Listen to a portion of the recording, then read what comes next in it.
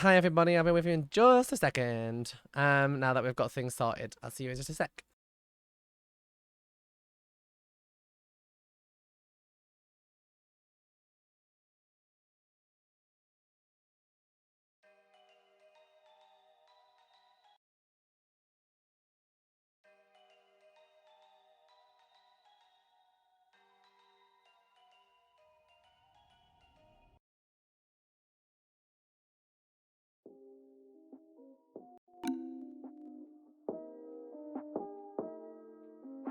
Okay. I was just trying to find my copyright-free music playlist because I use a different service for my own streams. I need to grab into the chat with Iris, and I will probably pop her little PNG tuber on the screen with me. I feel like that would be a smart idea. So, if you just give me 1 second. Iris, I'm going to go into the chat with you. Let me see. Hi, Iris. Hello. Hello. Guys, I bought new clothes. That's what those are on there. It's not a mess. It's just that I haven't put them away yet. Hi. Okay. Let me just... We'll just leave it like this. That's fine, I think. I don't think we need the PNG tuber on there. It's fine. Because Iris doesn't use Facecam, so you just gotta listen to Iris. Yeah. Mods, can we please reshare this stream on my Discord? Since we had such a finicky, messy sort of with the raiding, I should imagine there will have been, based on how fickle my audience are, there will have been a chunk of them that decided, well, I'm gonna go then. For various different reasons. James, I'm just gonna message you.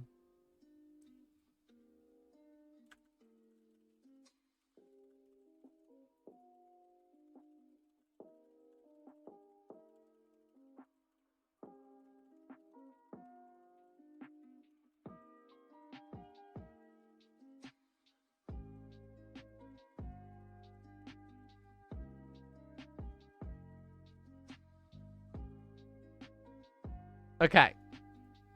So, in today's stream, we are supposed to be talking about dealing with unaccepting people and learning to love yourself. So you'll know already that I have, assuming you've been here, I have done a few okay, let me start that again. I have done a few It Gets Better streams. I think I've done 3 so far. I think it's the 4th one. And we've talked about makeup for trans people. We've talked about transitioning itself and the actual process of transitioning, and answered your questions. And then today we are going to be talking about the raid didn't work on your end. Well, I'm glad that you ended up here.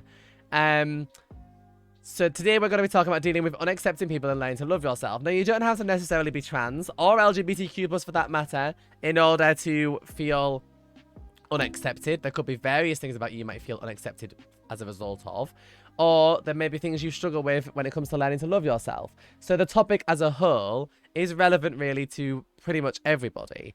But I wanted to, since I was talking about this from the perspective of a trans person, I wanted to invite another trans friend to come with me. So Iris is here. Hi, Iris. Hi. Hi. Hi. So both our pronouns are she, her, if anybody is not part of my community. If you are, you'll probably already know that. And it's nice to have you guys come over. So thank you everybody that came over. Before we do talk about our general experiences and things like that, I did want to give you guys the opportunity, if you wanted to ask any questions. If you happen to have any questions that you would like to ask, I can do that. And yeah, also somebody please remind me after 20 minutes that I need to move in Bloxburg because I keep forgetting and someone's building on my account. Okay, thank you. Thank you. So yeah, if you've got any questions, LGBTQ+ ones, or anything else, before we get started, you can ask those now, and we will answer them to the best of our ability before we get started. Hi, Webby. Just before we move on to the actual, conversations about our own experiences with learning to love yourself, because it's not easy. You may be aware of this, but it's not an easy feat. So... is the stream cutting out for anybody else or just Sincere? Just to clarify, I want to know if it's working for everybody else. It seems fine on my end, looking at it back. Fine here. Oh, fabulous. Right.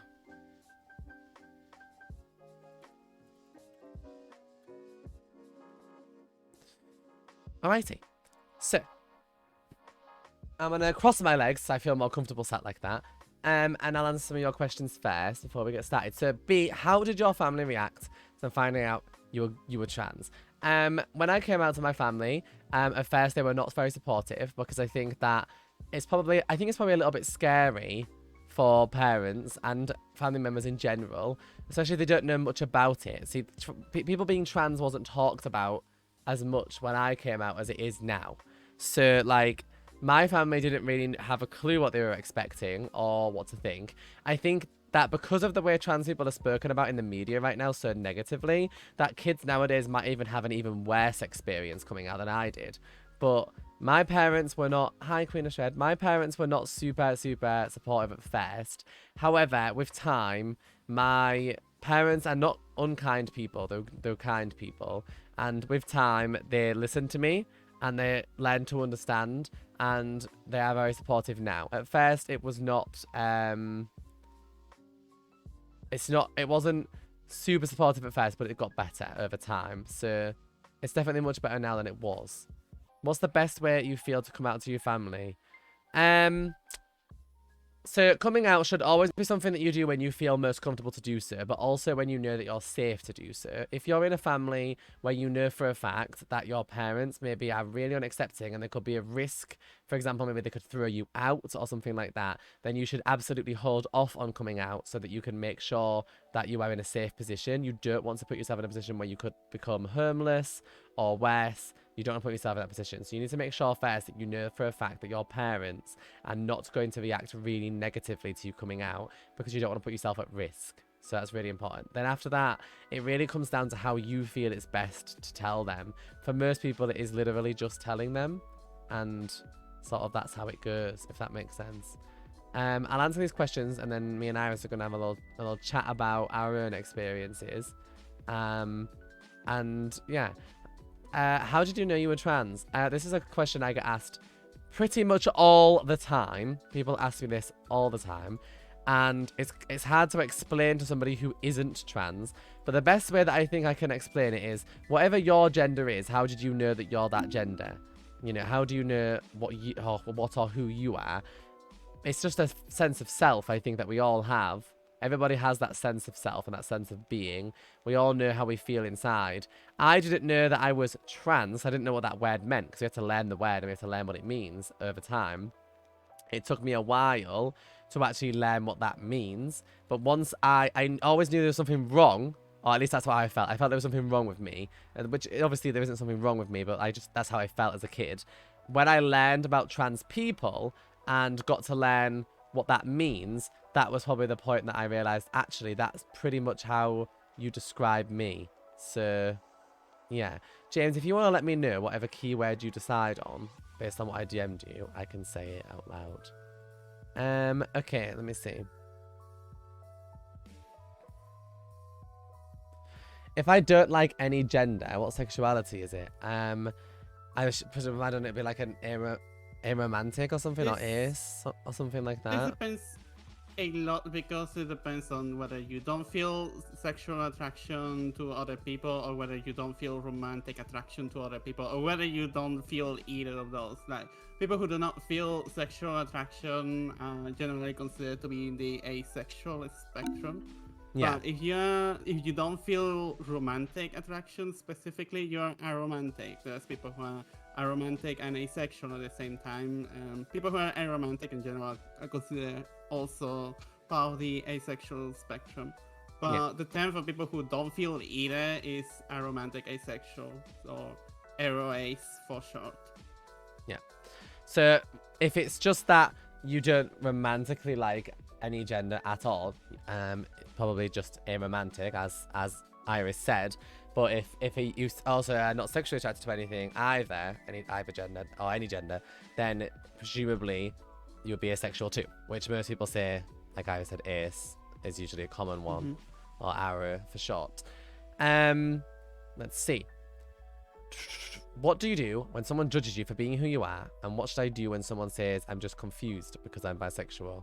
Okay, so this one is a common one. This happens a lot. I'm sure many of you will already know. This is a really common issue. And it happens all the time. And it's really, really sad and unfortunate that people feel, people will say things like, you're greedy, you're confused, you just don't know what you want, blah, blah, blah. This happens a lot. And it is a shame. It is a shame. I think all you can do is educate them that you are attracted to both of whatever genders you are attracted to, and express that they either need to learn to accept that, or perhaps you may want to reconsider whether or not they're going to be a good influence in your life and whether or not you want to keep them in your life. Because often, if someone's making you feel that bad, then you probably don't want to keep them in your life. So it's something that you got to think about how you want to handle it.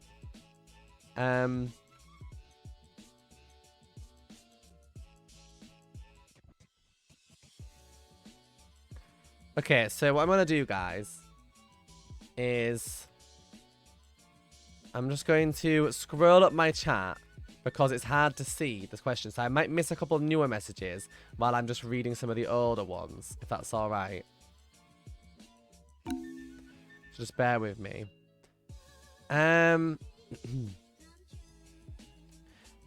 did you come out to my family? I literally just told them. I literally just said, I'm trans. That was it. And went with it from there. Oh, Yanni Mays, thank you so much for gifting 5 subs. I appreciate it very much. Thank you. Congratulations to myself. I got one. Oh, A Ravens Quill, Kusani, Celery, and Betinoir. Congratulations. I have a question. My friend is a boy who has long hair and likes girl clothes. Does that mean that they are trans? Not necessarily. They might be trans, but more likely not. They could just be gender non-conforming. Or maybe they just like wearing clothes that are from the opposite gender. That is absolutely fine as well. Some people are not necessarily trans, but they just like they're gender non-conforming and they don't care about gender binaries or gender boundaries, and they want to be able to wear whatever they want. And you should be able to wear whatever you want. Women wear trousers. We don't assume they're trans. So if men should wear a skirt, we shouldn't assume they're trans either. The Scottish would be furious at that kind of suggestion because they wear what they called kilts, and they are basically skirts. So you know, we don't question that. If a man wants to wear a skirt, that's perfectly fine. Conan Gray is a good example of a celebrity who is a singer who wears skirts and dresses, very much a male, and uses he, him pronouns, but still likes to wear them. That's perfectly fine. You can do whatever you like because it's your life and you only get one. So you should enjoy it as you are. Let's see. I went through many phases of sexuality on the spectrum, and one of my friends said I may be abasexual, and I'm still a bit confused about it all. So I recently learned about being abasexual and what that means, because the reason I learned about this, I'm sure Iris will remember. Oh, Pandemonium, thank you so much for subscribing. Oh, gifting a sub, sorry, for gifting a sub. Thank you. Thank you very much. Being abasexual is a complicated idea because it's hard to get your head around it, if that makes sense, if you don't experience it. But if you do experience it, you'll probably know. The reason why, and I think Iris will remember this, the reason why I learned about this was actually because I talked to my audience about how I felt about my own sexuality, and it was actually somebody in the chat who went, B, you might be abasexual. And so I started researching into that and found that actually it actually does kind of describe pretty well how I feel. So in a sort of similar way that you can have people who are gender fluid, for example, which are people that usually will fluctuate between various different gender identities depending on the day, how they feel at the time, all sorts of different factors that might come in to, you know, what they're feeling or thinking. I just realized, by the way, I did make the subtitles quite large on purpose so that you guys can read them. If they're too large, let me know, but I thought it'd be helpful for anybody who might be like, you know, hard of hearing, but also maybe not have the best sight. So abasexual, in the same way that gender fluid is fluidity between genders, abasexual is sexual fluidity. So in other words, you may have changes in your sexuality or sexual identity over time. It could be over years, over a week, it could be over hours, whatever it might be. And it's an interesting topic because it's one that I actually feel that describes me very well. I am a person who throughout my life, and quite often, doesn't really know what I'm attracted to. I fluctuate a lot. There's one thing that stays consistent, and that is that I am attracted to men, and I don't ever lose that. Like, I always feel attracted to men, if that makes sense. However, there are periods in my life where I feel that I might be attracted to women too, and then there's periods in my life where I'm like, absolutely not. So it's very complicated because I never really know what's going on in my brain. Does that make sense? Sometimes I feel attracted to women too. Sometimes I don't. And I think that's a good example of abrisexual. There's lots of different variants of how that could work and how that could actually fit you personally. But that's how I interpret it for me myself. I do change a lot in terms of whether or not I'm attracted to women. And so I think that I can't just say I'm bisexual because there are huge chunks of my life where I literally couldn't think of anything worse than dating a woman. But then there's times in my life where I'm like, actually, I think I'd like that. So it's like it's complicated. It's complicated to say the least. But since I stay, sorry? This is very interesting because, to be honest, I did not know that there was a term for this. I have the opposite issue to yours. Like, in my case, it's men versus... Funnily enough, we're very similar, actually, because we talk about this a lot. Iris and I, by the way, we have LGBT, like, Q+ discussions all the time about identity and feelings, stuff like that, because it's helping to talk about things, guys. Fun fact. If you're struggling with your identity and you have a friend who you can trust and talk to, or somebody in your life that you can talk to, you should, because it's really interesting when you get to actually delve into it and stop being afraid of what society tries to place on you, because society always tries to place these binaries on you all the time, these boxes that you need to fit into perfectly all the time, and the reality is, you probably actually don't fit into any of those boxes. You can make your own boxes. My box, personally, has several holes in it. And I slide out of it like a slime. Yeah, I usually, when people ask me, I prefer not to label myself because I'm like, this seems to change sometimes. Sometimes it changes over the course of 1 week. Like, every other day, I am more attracted to men than women. And then the other day, I'm, you know. Yeah, I normally, I'm more attracted to women than men. But yeah. some days I just feel more attraction to men. I don't know. It's very complicated with me. Yeah, it's a complicated thing, you guys, to understand and to process. It's not super easy, and you know, your feelings will change all the time, and it's hard to actually know. By the way, I know people were asking me what the term was to enter our giveaway before. It was James told me it was "We love the LGBT community." That was the term. Anyways, so yeah, it's a really complicated thing. I didn't know there was a label for it. I honestly thought that there was probably something wrong with me because I didn't really understand why I felt that way. But turns out there's nothing wrong with me. I'm a perfectly functional adult human being, and it's quite natural to change how you feel and to have different feelings about things. So yeah. Okay, next. I'm scrolling down slowly to get to the questions, guys, so please do bear with me. I need to thank that person for that gift sub. Dresses, skirts, high heels, and makeup were all invented for men. I can't tell you whether or not how true that is, because I have no idea. But in some way or another, they probably were. I don't know if you mean for them to wear or for them to look at women wearing them, but in some way or another, probably yes. Youngblood wears a dress and used by he, him. Exactly. John Cena was wearing a skirt the other day. Exactly. I have a question. So I'm a minor and I don't know how to come out to my mom and my sister. I think it's bisexual, but she is 17. I don't really know what to do. I've kept it hidden from my family for a very long time. Again, so comes back to my same... I always try to make the same point when it comes to coming out. You need to be able to decide if you're safe or not. If you think you're safe and that your family have never given you any reason to believe that you might be made unsafe by coming out, such as they might challenge your ability to stay in home or might put you in danger in some way. If your family, you know, say like for example, if you had an aggressive family member who aggressively disagreed with LGBTQ plus people, you probably didn't want to tell them that you're LGBTQ plus as a minor because that could put yourself in danger. Because you're not an adult who's working and has the ability to move out and has your own income, financially speaking, you're naturally going to rely on your family, which means that you don't want to risk your home and your safety and being able to eat and be warm and those things at this point in time. So if that could happen, then it would be a good idea to probably hold off. Now, no one can make that decision other than you, but that's my suggestion. If you know you'll be safe, then you absolutely should be free to come out when you are ready to, when you feel ready to. And I think the moment never really feels 100% right, but you'll know when it's time that you just need to do it, if that makes sense. Can you be homophobic and gay, or a part of the LGBTQ plus at the same time? Okay, being homophobic and gay would be very strange, because if you are a homosexual yourself and dislike other homosexuals, well, you're going to live a very difficult life. unfortunately. But it does happen because there are a lot of people out there who are raised with twisted views. So there's a lot of people who maybe a parent might bring their child up to really hate gay people, for example, and so they will actually grow to hate themselves too because they can't control that they're gay and they can't control the fact that their parents are forcing these ideologies onto them that gay people are bad or something is wrong with that. So yeah, you absolutely can end up growing up being homophobic and gay.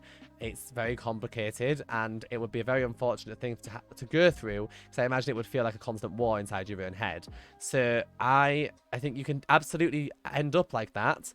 And you absolutely can be homophobic or transphobic if you're part of the LGBTQ+, because right now, as you may have seen in the media, there is a huge amount of homosexual people who are against trans people, for example, which is naturally ridiculous because we should all be standing together, but it does happen, and it's unfortunate, but yes, it can happen.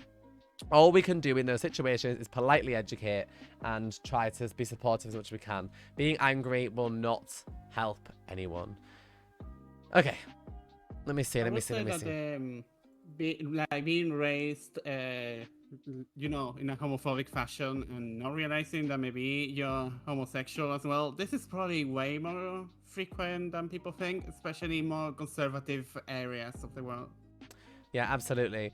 One of the biggest things you got to remember as well is there are a lot of people who disagree with other parts of the community, such as there are trans people who disagree with people who are non-binary. There are gay people who disagree with trans people. It happens a lot. There's gay people who disagree with pansexual people, for example. They believe you should only like one gender, for example. There's a lot of people who have those sort of opinions. I find it confusing. I'll give an example. I am very much not... I'm more educated now than I ever have been, but I'm certainly not very well educated on what it means to be a non-binary person, because I am not non-binary myself. I have questioned my own identity in the past and wondered if I might be non-binary, but I usually always come to the same conclusion that I'm a woman. I think the thing is that people, when they don't understand something, will choose sometimes to be rude about it or nasty or angered by that thing. For example, like I said, I don't fully understand what it means to be non-binary. I'm not non-binary myself, but just because I don't understand it or because I don't know how it feels doesn't mean it doesn't exist. And I should respect other people's feelings. Interesting thing is that what you're describing is exactly what heterosexual people tend to do towards people who are queer in some way. Yeah. The reality is that there's people who, if they don't understand something, it just makes them mad. And that's simply what happens. They just get angry about it and frustrated, and it makes them annoyed. And it's rather annoying, naturally. I think that if you don't understand something, or you aren't comfortable with something, okay, you don't have to be mean though. You can recognize that other people feel different things and that we are all different types of people and we all have different feelings and thoughts and opinions. That doesn't make anybody else a terrible person or make them wrong for how they're feeling. I can't know what a non-binary person is thinking inside their head because I don't know how it feels to be non-binary, but they do. So we should trust their experiences and trust how they feel and listen to them, because in reality, by asking you to use gender-neutral pronouns and recognize their gender identity, they're not really hurting anyone. So it's not really going to cause you that much of a problem, especially when the language is already available in our language. Funnily enough, by the way, Iris and I have this conversation quite a lot about other languages because Iris obviously speaks Spanish and I'm learning Spanish. And we talk a lot about gender-neutral language and things like that in other languages. It can be a bit confusing if your native language is a language that doesn't have natural gender-neutral pronouns already in it, like in English it does. So naturally, in those type of situations, I think that people who are non-binary maybe need to just have conversations and share what they're comfortable being referred to in languages where it very much is split with the gender binaries and you can't escape that very easily. There's a lot of debate in lots of languages about this, by the way. You need to move right away. Oh, thank you. There's a lot of debate about this stuff. For example, Spanish is a good example because there are people trying to push forward gender neutral usage, like word options, but then obviously none of the official bodies that like handle the language or control the language recognize them. This is a subject that comes up really often with the Spanish institution that controls the language, by the way. Like, it's all the very time complicated. And I mean, in English, we have gender neutral pronouns already, and yet some people will still refuse and be like, no, they're for groups only or things like that, which is just not true. You guys know, if someone's knocking at your door and, you know, you hear somebody knocking, you could turn to somebody in your house and be like, they're knocking at the door. You're not going to say he's knocking at the door. You haven't seen. You don't know that it's a man. You can't say she's knocking at the door. You don't know that it's a woman. So you would just say they're knocking at the door if you don't know who's there because you don't know the gender. That's talking about one single person. So again, you can do that. Let me see. I'm gender fluid. That's what my friend mentioned intersexuality to me, I think. Yeah, because it can be helpful to sort of associate the two. They're not obviously the same. Gender identity and sexuality are not the same thing. But they have the fluidity part is sort of a similar sort of idea. Do you have any advice on how to handle a bully who's always picking on me and making a fool of me? So bullies tend to thrive the most on how you respond. They love it when it bothers you. So if you let them know that they are bothering you and that they are upsetting you, they are much more likely to continue to do it. I know that it can seem hard to, but especially if you're still at school, you should absolutely speak to a trusted adult, whether that is a teacher, teaching assistant, a nurse, your parents, whoever it might be. I know bullies have a tendency to say they'll just make it worse if you tell somebody, but it's not true. There's people will put things in place to make sure that that's avoided, and if it does somehow get worse or the people are continuing, then you absolutely should report them again. And if you are in a good school or your trusted adult is a reasonable and capable and useful person and does things the right way, they will make sure they put a stop to it. You shouldn't really respond by giving them, I know people say give them a taste of their own medicine. You shouldn't really do that. That's not going to help, and it's going to make you feel worse too, and also you could end up getting into trouble. So it's better that you don't retaliate and instead you go and speak to somebody who can do something about it. But remember as well that school is not for your entire life, and one day you will leave and you will thrive and you'll be able to be who you are, be yourself without bullies bullying you. So it will get better. I know it's hard sometimes to feel that way, but it does get better. Look at that. Full circle moment. You just have to keep holding on and keep pushing through. Thank you. As James said, gender stereotypes are also outdated. Wear whatever clothes you're comfortable in. Wear whatever, have whatever length hair you want. However much makeup you want. You should do what makes you feel happy, regardless of your gender identity or what you were assigned at birth or your sexuality or whatever. You should just be comfortable as who you are, because that's what's most important. If your family is religious and you want to tell them that you're bisexual or pansexual or any other sexuality, what could happen? Well, again, this is going to be coming back to just like of any other family, except you have to be a bit more careful about religious values of whether or not you think you could be unsafe. You should try and gauge a little bit about what your family feels about LGBTQ plus people, because naturally with religious people there can be a chance that there's more chance that they will not be accepting. Not necessarily always. Some religious people are very accepting. So it's complicated, but there's no black or white sort of answer, this or that kind of thing here. It is very much that you'd have to gauge, get a feeling for what your family is like to feel comfortable before coming out. If you're really worried, you should always wait until you are stable and capable of moving out and having your own life and looking after yourself without needing anybody else, because you don't want to risk needing someone else and then being thrown out or worse. You were raised to dislike LGBTQ plus people, and it backfired on my family because I'm LGBTQ plus myself, and also very supportive of LGBTQ plus people. Well, I'm really glad that you are supporting of LGBT people, because a lot of people who are raised to dislike them, even if they're LGBT themselves, they'll usually suppress it and continue with that anger. So it's good that you managed to break that cycle. I'm proud of you for doing that. All right. The most important part is that people need to realize eventually that we're just people trying to live our lives. Yep. This is a really important point as well. Sorry? Sorry? No, go on. No, I was just saying, we're literally just trying to live our lives. We don't mean any harm. We just want to be left alone. We don't want to impose anything upon you. Absolutely. That's all. This is the problem that people need to recognize, is that most of us just want to get on with our lives. So, I may need help. I'm demisexual, and I've been dealing with people that say it's just a phase and that doesn't exist. It's impossible, and you don't want to kiss someone and those kinds of things. What do you think I should do about those people? Right. Iris, can you give me a quick reminder of what demisexual means? Because I do think I know, but I want to make sure I've got the right one here. So it's part of the age spectrum. Basically, it means that you don't feel sexual attraction to people until you're, I guess, more romantically attracted to them. I'm not entirely sure about that part, because that is what I thought. So I'm glad I thought it right. I have a friend who is a bisexual, or maybe two of them actually, but I have never inquired in detail about how the sexuality works, because kind of a personal subject. Mm-hmm. But I'm pretty sure that's more or less how it works, because it is about the asexual spectrum at the end of the day. So the basic starting point is that they don't feel sexual attraction to people normally. Yeah.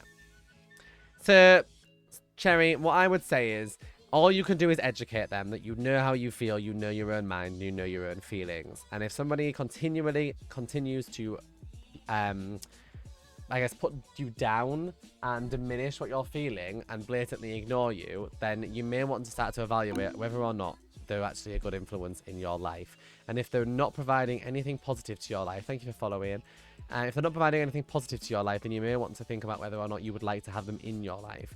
Because you have the right to remove people from your life if they are making your mental health negative. If they are negatively impacting your mental health or physical health, you are more than entitled to remove people from your life. It doesn't matter how many years you've been friends. It doesn't matter whether they're family. It doesn't matter what it is. If somebody is making you feel really bad about yourself, you are more than entitled to take that person out of your life and stop spending time with them. And so if they are making you miserable and not listening to you, then it might be worth considering whether or not you want to have them in your life, assuming you have control over it. I've questioned my gender very often, but I've just gone with cis girl and any pronouns. Sexuality is more confusing. I'm very sure I'm attracted to women. Azerophobia, again, it's one of those things. I think it takes time to figure these things out. And you don't feel pressure to label yourself unless you want to label yourself either. It's something that takes a long time to figure out. These aren't things that happen overnight. You've got to think about them for a long time, and it is complicated. So I understand. But I think once we get onto the topic shortly about learning to love yourself, that's one of the biggest things that you can try to do is try to recognize that maybe you don't know yet how you exactly feel about who you are or what you are attracted to. But that doesn't mean you can't love yourself in the process and accept the fact that you feel that way. Let's see. Do you ever have those days where you feel masculine or question your gender even when you're trans? So, I can say with confidence, with absolute confidence, that for me personally, I never ever feel masculine, ever. I never wake up and feel like I might be a bit masculine or feel masculine today. I never want to be masculine. I never want to be in masculine roles. As Iris can confirm, I avoid basically every possible situation that could be potentially masculine. I do not like to feel masculine at all in any situation whatsoever. That doesn't mean that all trans people feel that way. There are days when I wake up, not often anymore. This was more so about a year ago. I went through something that was really hard about a year ago, or 2 years ago now. I can't really remember because my brain's basically dead. 2 years ago, okay. I went through something very difficult, and after that, I questioned myself a lot. Never as to whether or not I was masculine, but I did question whether or not I could be potentially non-binary rather than trans female, because there were times where I felt more gender neutral than necessarily feminine. Over time, I realized that I was just really struggling at the time with mainly just like an identity crisis after having a sort of traumatic event in my life. And then I settled back on feeling pretty confident that I'm just a woman, a trans woman. But I definitely think it's normal for you to fluctuate in your feelings. It doesn't mean you're less trans than, you know, anybody else just because you're fluctuating your feelings. It's perfectly acceptable that you are still figuring things out and that you might feel a little bit different some days. That's fine. I know that I don't question myself anymore. For me, in my life at this point, I don't really think about my gender very much. And this might seem crazy to anybody who's currently in the process of questioning their gender or in early stages of transitioning or things like that. You may find that it's kind of crazy to imagine, but in a similar way that I imagine cisgender people don't, I don't question or even think about my gender identity ever anymore. I literally don't think about it unless somebody brings it up to me or talks to me about it. I just exist as a woman and never think about it, which is kind of the ideal situation that I wanted. The only time I ever think about it is when I'm going to talk and I know someone's probably going to look at me weird because I sound like a man. That's the only time that I ever think about my gender identity really anymore. I just sort of exist now and don't think about it. But potentially Iris might want to, because in terms of questioning things, this is still kind of a work in progress for me. I mean, I know that I don't identify myself as a masculine person in any capacity. I know that completely 100%. But there's days when I struggle a little more about like whether I am like I don't know how to describe it. It's like I cannot make my mind up whether my identity really is just female or maybe somewhere in the non-binary spectrum. But lately I feel like I've been falling back onto just trans woman entirely. But it's a variable still. It's I perfectly feel normal like to that question maybe, yourself. yeah. I feel like that may be part of some problem, a general problem I have with myself, not just about my gender identity and sexuality, but more like a general imposter syndrome thing that I have going on in my life. Yeah, So, yeah. I definitely understand that. My parents always talk to me about marriage, but they have no idea that I'm lesbian. It's scary to come out to them, but I know I'll have to tell them eventually before I end up living a life that I do not want to live. I just have no idea how to come out to them because I'm scared of how they will react. I tried to hint it to my mother today, but she looked very concerned. Okay, I have to admit, I've always found it very weird when parents talk to their children about marriage or like say things like, you're going to break all these like girls' hearts or boys' hearts. I find that very strange to say that to your child. I think it's very odd. But parents do it a lot for some odd reason. And I mean, I grew up in a household where my parents used to say that to me and say that I was going to like break the hearts of girls and like, you know, I was going to attract loads of girls and I was growing up, you know, things like that.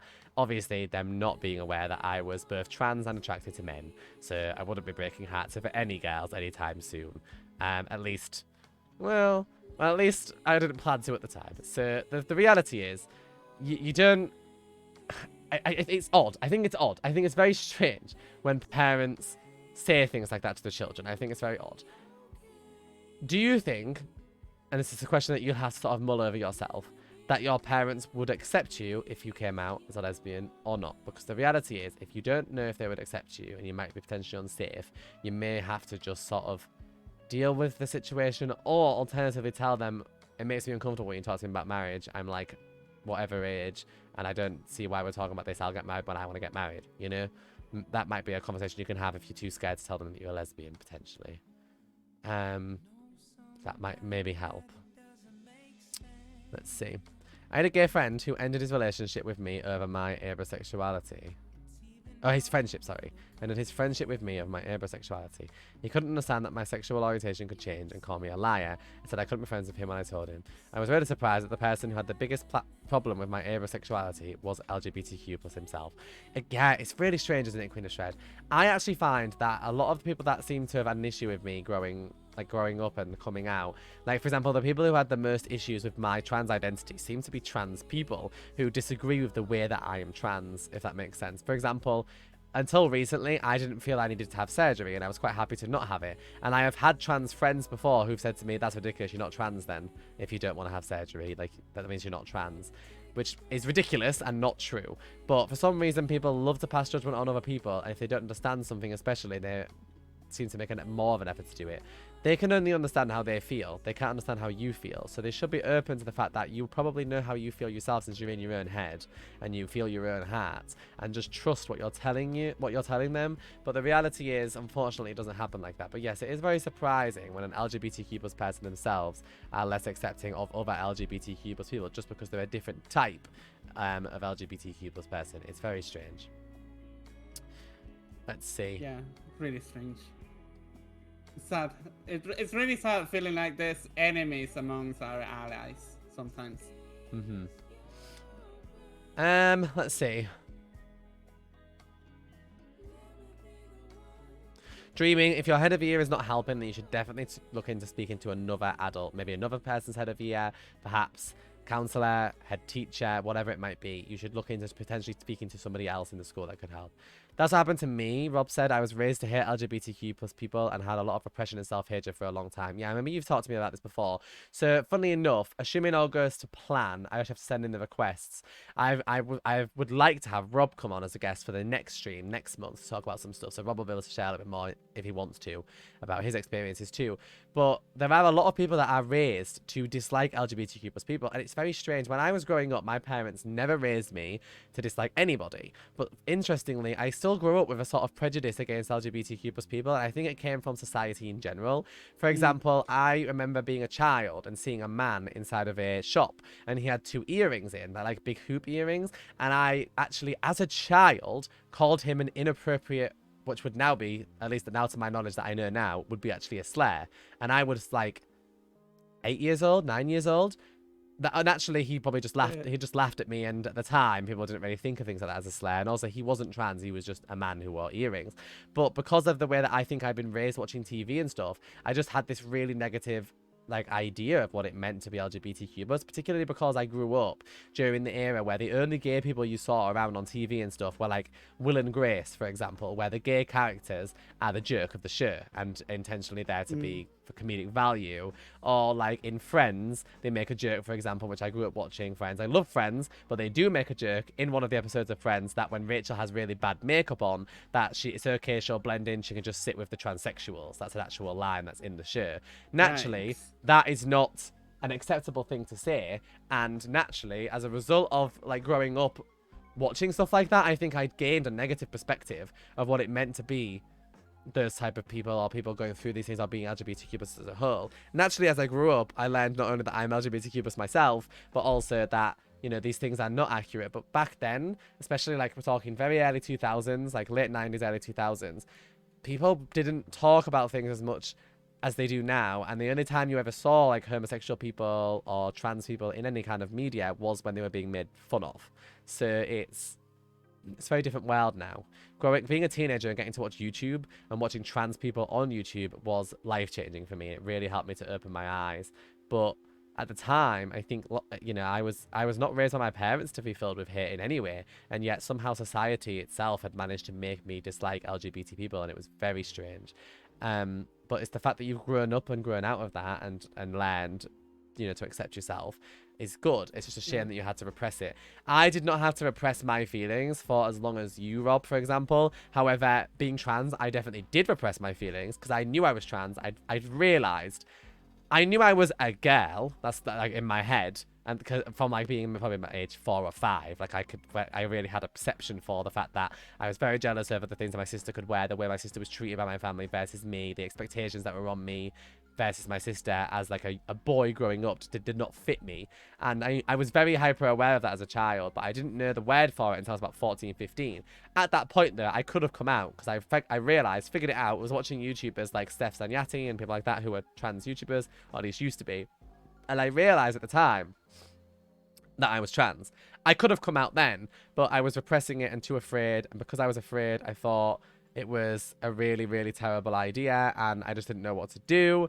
So I basically just ignored it for a really long time. And then after I told my parents that I was trans, they asked me not to talk about it and not to tell anybody about it for a while until they had a chance to figure it out, if that makes sense, which made it even worse. I repressed it even further, and it just became a whole mess, if that makes sense. It became very, very difficult.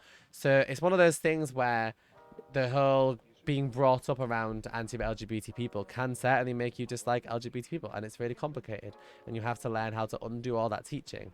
But the fact that you're here means that you're making good progress. I got bullied all throughout elementary school and 2 years in middle school. It sucks, but one day you'll either be at a better school where people that love you for who you are, and one day you'll be out of school altogether. I'm in high school now, and I feel so much better and happier with my new school. I'm glad that you feel a lot better. It's done now. Thank you. Okay.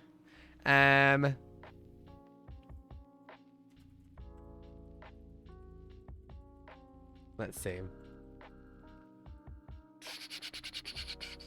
It's really warm in here, guys. So I've got a fan on, and it's blowing my eyelashes up, my fake eyelashes, which is really irritating my face. I'm not gonna lie.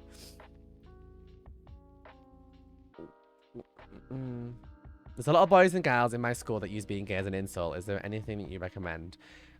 You can politely educate them, but that's the only thing you're going to be able to do. Politely educating them that it's not acceptable to say things like that could help, but it will be very difficult because if somebody's decided that they want to do something, and especially teenagers, they're probably not going to listen to you, and I wouldn't like you to, you know, end up having anything thrown at you, like if they decide to be rude to you because you tried to correct them. I wouldn't like that for you, so it might be best to ignore them for this at this point. If it's really, really bad, you could tell a teacher or an adult, but it's very difficult.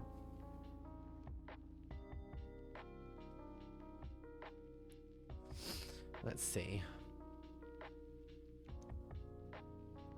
I'm so grateful that my mum has always been like your future boyfriend, girlfriend, husband, or wife.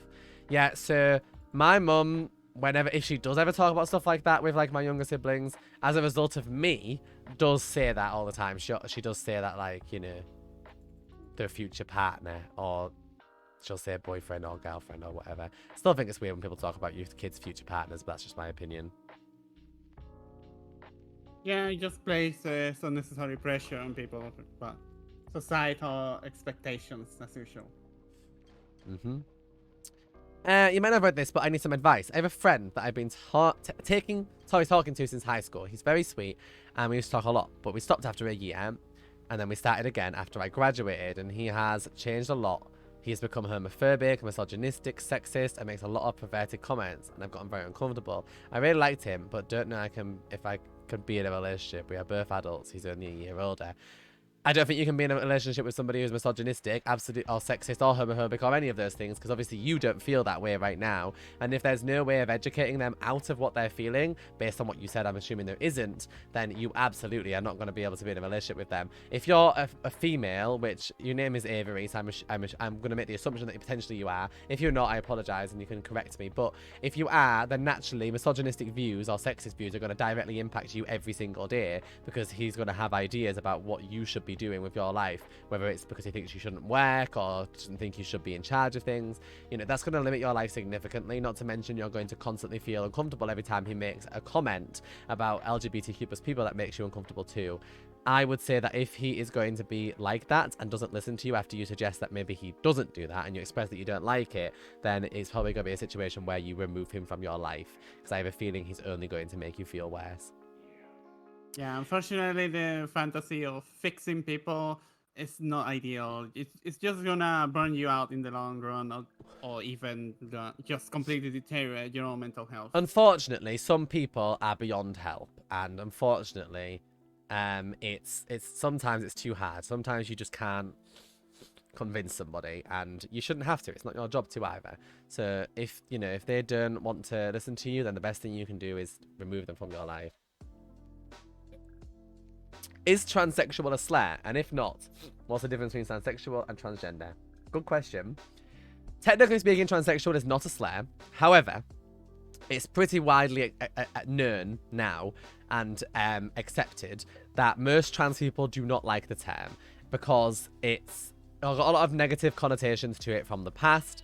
And also, the main difference here between transgender and transsexual would be transgender is obviously you changing gender, transitioning gender, whereas transsexual is the indication or more factual scientific word for the fact that you've had gender reassignment surgery, or what people colloquially refer to as a sex change, which also is considered now to be not a very nice term to use for it.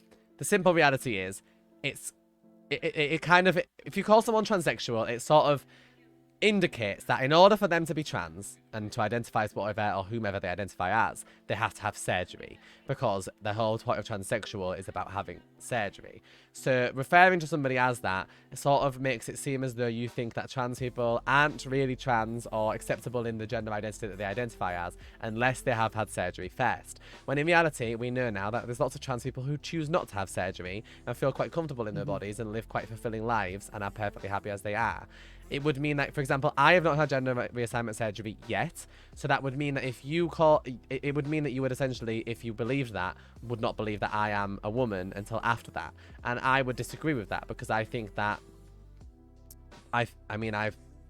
I wouldn't look at me in public personally and think not a woman, in my opinion. So I would much prefer that somebody use the term transgender when referring to me, if they have to use that term in the first place, because you could just say woman. But if it's a situation like the one we're having right now, where we're specifically discussing it and you need to identify the difference between a trans and a cis woman, then using transgender or just trans is a much better choice. Transsexual has become sort of a negative word that sort of transphobes use to make us feel diminished, if that makes sense. And so it's better to just avoid it. Now, there are some trans people who do use it for themselves. Often, you'll find that those trans people normally are non-native English-speaking people, because in other languages, there isn't always an option for, like, transgender. For example, in French, the French word for being trans literally translates to transsexual. It literally sounds exactly the same in French, except for a French accent. They don't really have a transgender word, at least not one that's, like, officially recognized. So usually people in those languages will then utilize that word more, but it's changing rapidly. People are moving away from utilizing that word a lot, so it's probably better to avoid it where possible. Is there anything you want to add to that, Iris, or did I cover it okay? No, you covered it okay. I mean, I guess I could just mention that you need to keep in mind that some trans people may simply choose not to have any surgeries on, and that doesn't mean that they are any less trans people who do. Exactly. My gender identity nurse, in case you were interested in some statistics, told me that out of all of her patients, which will have been at the time about 80 people or so, and then also including adding on to that all the people she'd had previous who are no longer her patients or clients, only 40% of them went on to have gender reassignment surgery. So there's a lot of trans people who choose not to do that. That's perfectly fine. Mm-hmm. We shouldn't be diminishing trans people who haven't had surgery. There's lots of reasons why they may not. They may choose not to. They may not be able to afford to. Or they may not be in a position where they can because of their lifestyle or where they are or the country they live in, or their health. Maybe they can't have a big surgery like that because it could be seriously Yeah. damaging to their health. There's a lot of reasons why someone might not have surgery. We should never judge anybody who doesn't. In fact, a trans person doesn't have to take hormones to be trans either. They don't have to do anything if they don't want to. You know, it's very much about how you feel about yourself, and we should respect that.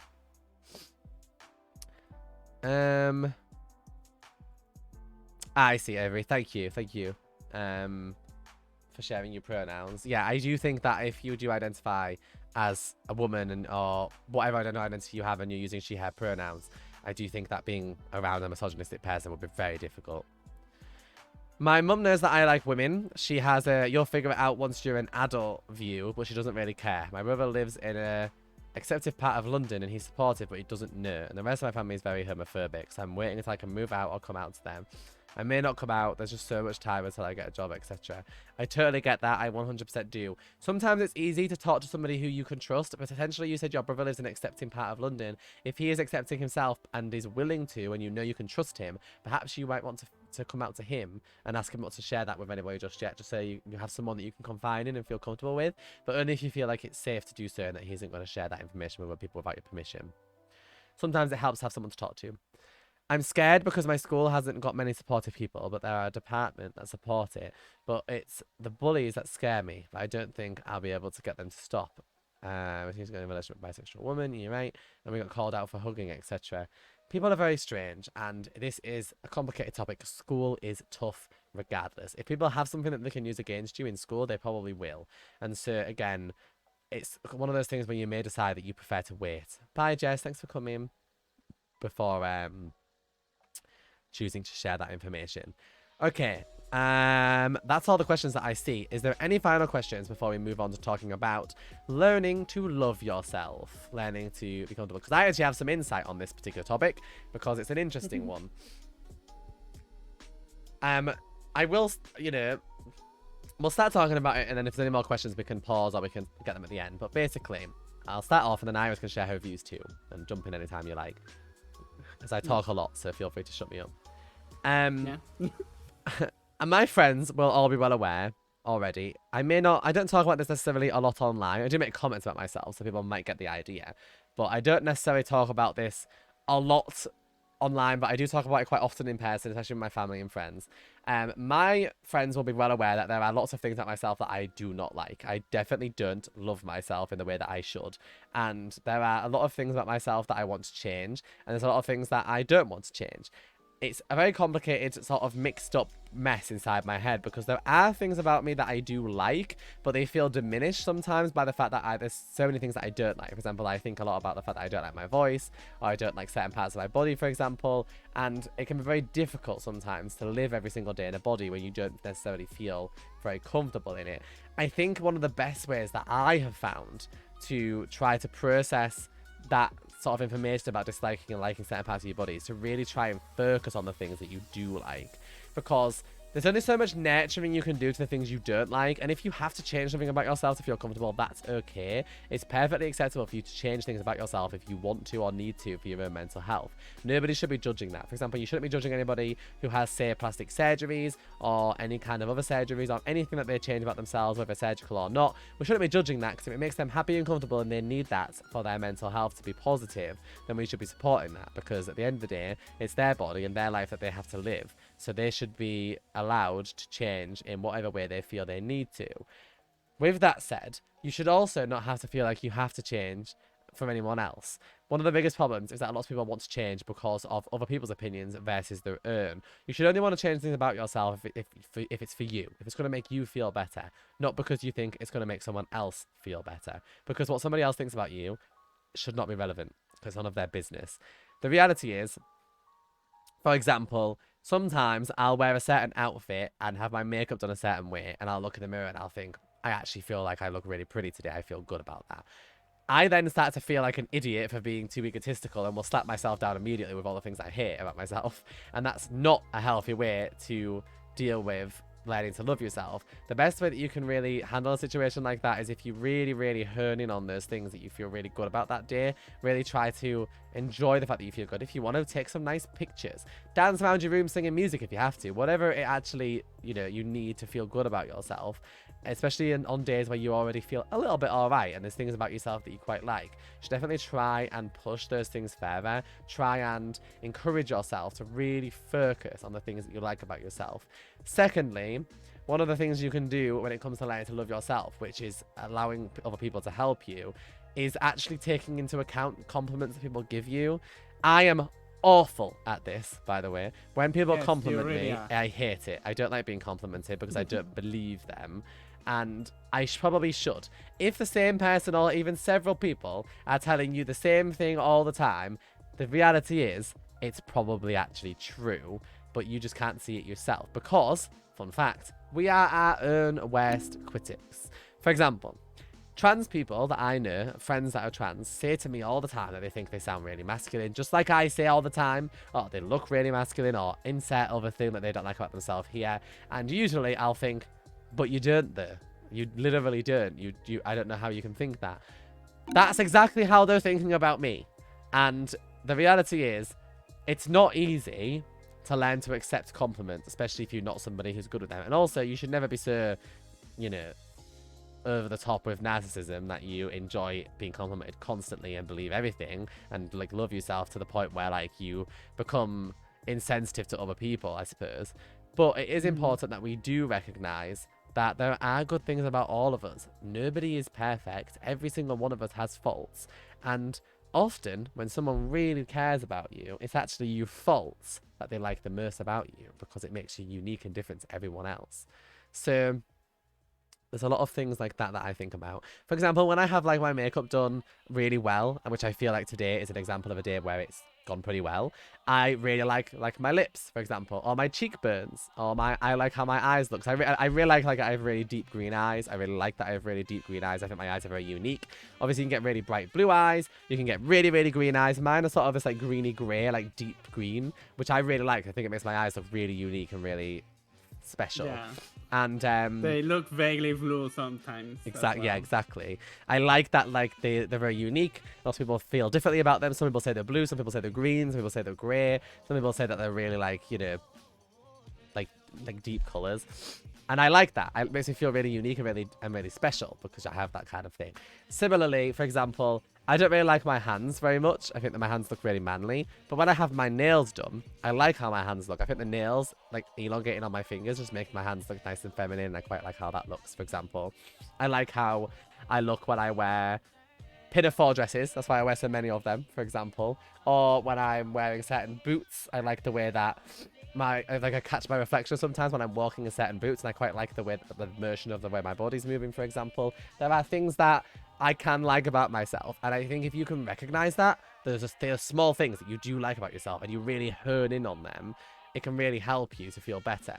Secondly, when it comes to compliments, if you do listen to them, you'll find that your brain actually kind of starts to rewire a little bit, because I often feel embarrassed to admit it, but there are certain people in my life who like to make a specific effort to compliment the same things about me all the time. And while I look very frustrated when they do that, and I've shrugged them off all the time, in my head there's a very small little movement, I guess, in there towards accepting those things about myself a little bit more. There are things about me I will never accept, no matter what people compliment me on them. My voice, as it currently sounds right now, is one of them. I'm never ever going to let people in when it comes to telling me my voice is fine. I'm just never going to be able to, because I can't see that myself at all, not even slightly. Or, for example, when people say it's just had a thought process. I'm allowed to talk about. Wait, we're allowed to talk about sex here, so I can say this.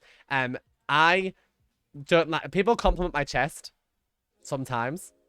I can't listen to that. I can't hear it. It doesn't go in. Goes into my head, rattles about in there, comes straight back out again because I hate it. I don't like my breasts. I don't like my chest. I feel they're too small. They make me feel uncomfortable. I don't like them. I don't want people to see them. I feel very uncomfortable about them. And so, no matter how many times someone compliments them, I am never going to get that in my head. So those are examples of things that I'm going to change for me because I don't like them. Does that make sense? There's things that I'm never going to be able to really process that. I'm never going to be able to accept that. But people complimenting parts of my face, or like the shape of my face, or complimenting how I look in certain outfits, or things about me that I don't totally despise, I just dislike. I can start to listen to those compliments and start to take them on board and think about them. And the more I sort of think about them and hear them and start to accept them, and I let myself try and see the way that those people see me, if that makes sense. I do find myself starting to accept parts of myself teeny little bit at a time.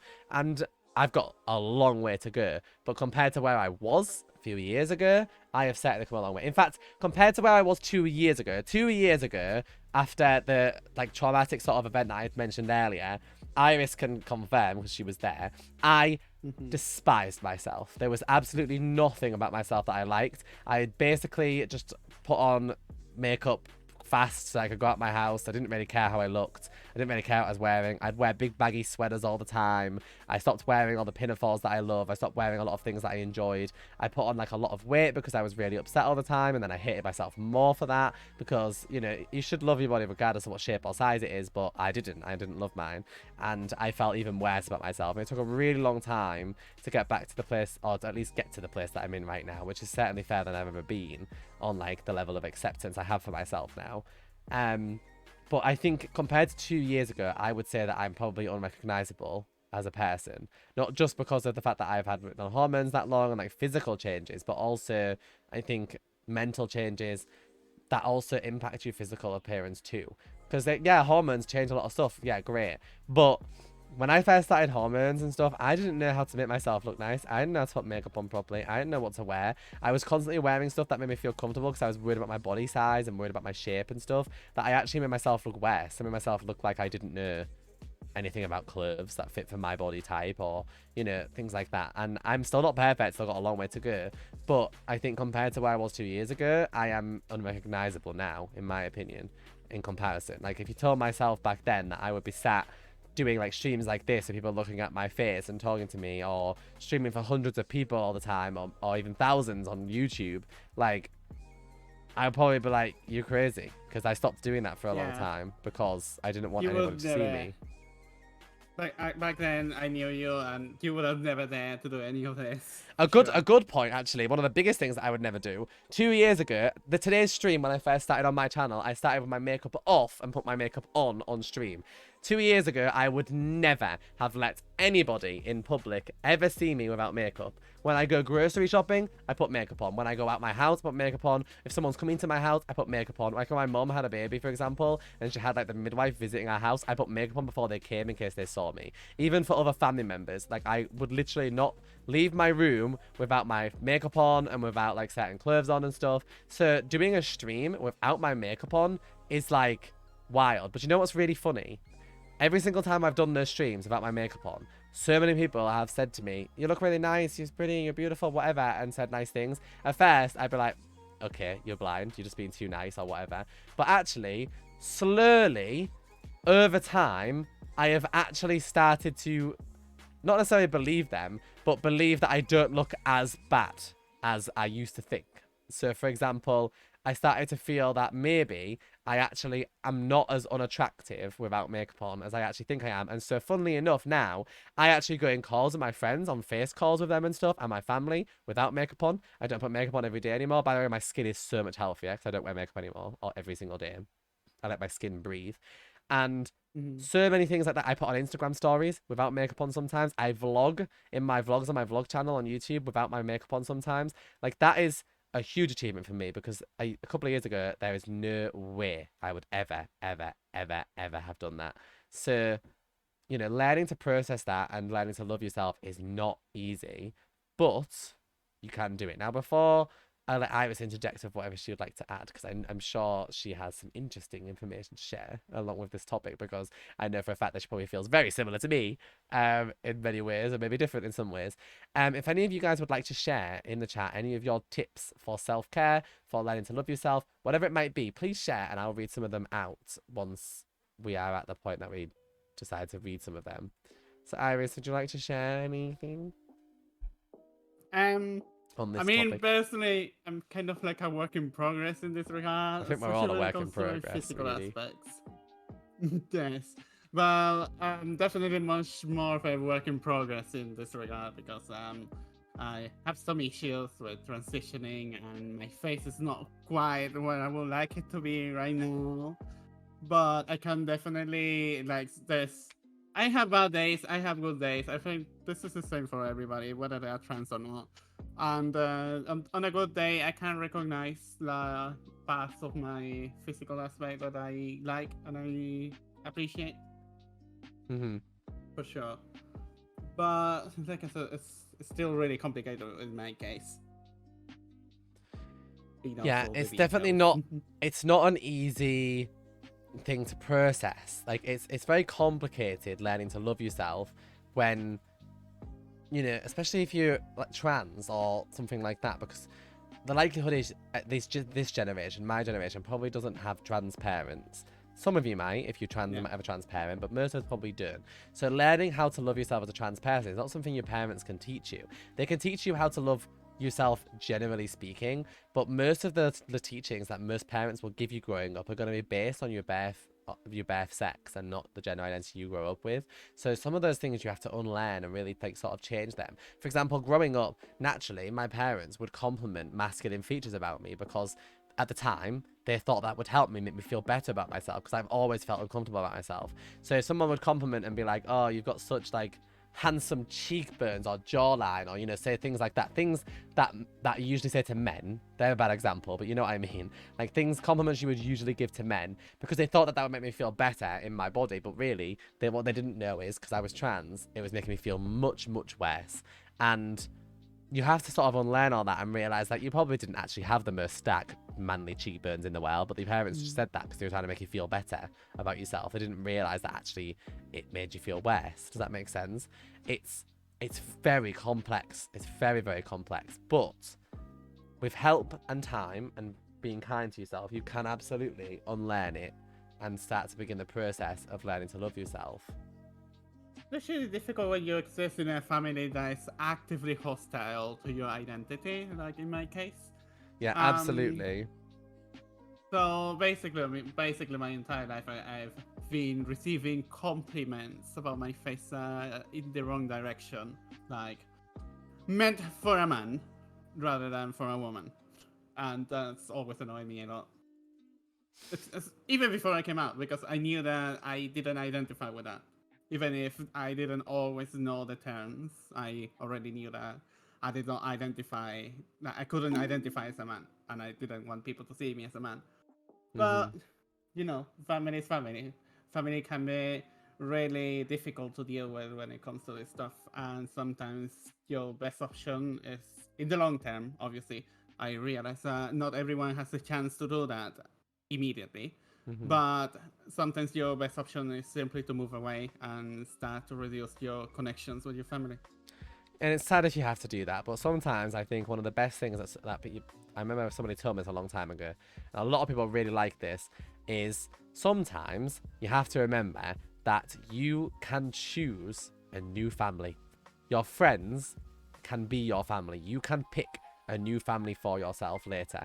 And I know that sounds ridiculous. You might think, no, you can't choose your family. I'm stuck with these ones. You can absolutely choose to have a new family. I have an online family of friends that are not the same family that I have in real life, and they 100% make me feel so much better about myself, my life. You absolutely can choose a new family. I know people in my life who've moved away from their family, don't talk to them because they're toxic and horrible, and have got a new family of non-blood related friends who have become their like new family. I mean, a great example of that, I don't know if he's still here now, and I'm sure he wouldn't mind me saying, but like Rob mentioned that he had a difficult upbringing with his parents early on in the stream, you may remember. Well, he moved in with Webby, moved to a different state, across the country, and I think that they would probably consider each other family. I think that they would probably consider each other to be each other's family, because if they have a problem or they need someone, they're gonna go to each other, you know, and that's how you know that that person can be your family if you know that you can go to them for anything.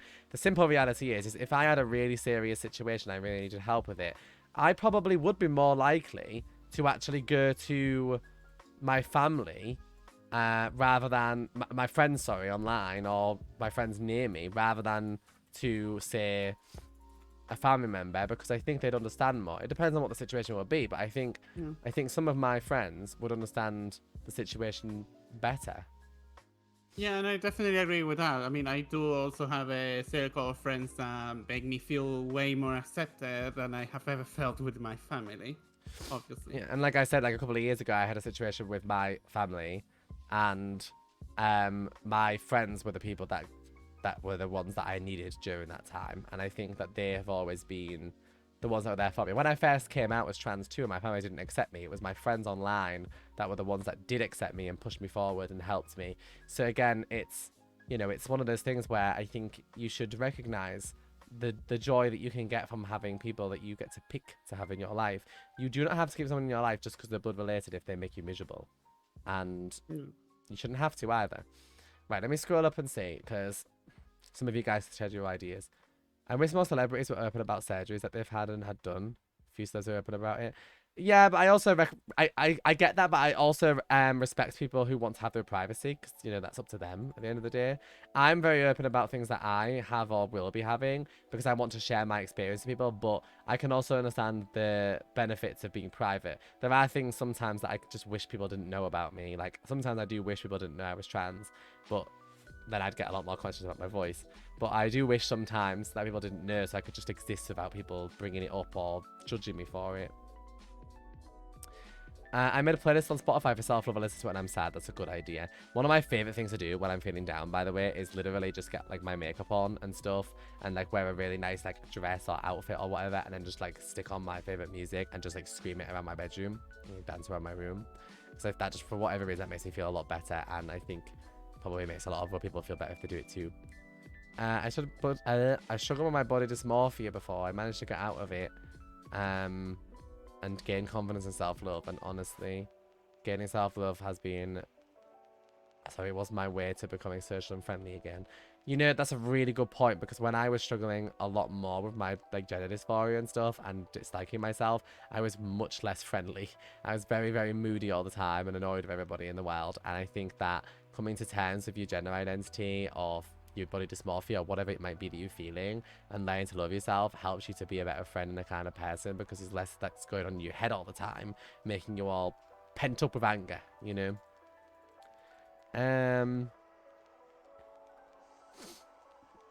Let's see. Whereas having something you like about yourself is still a great step, regardless. Let's see.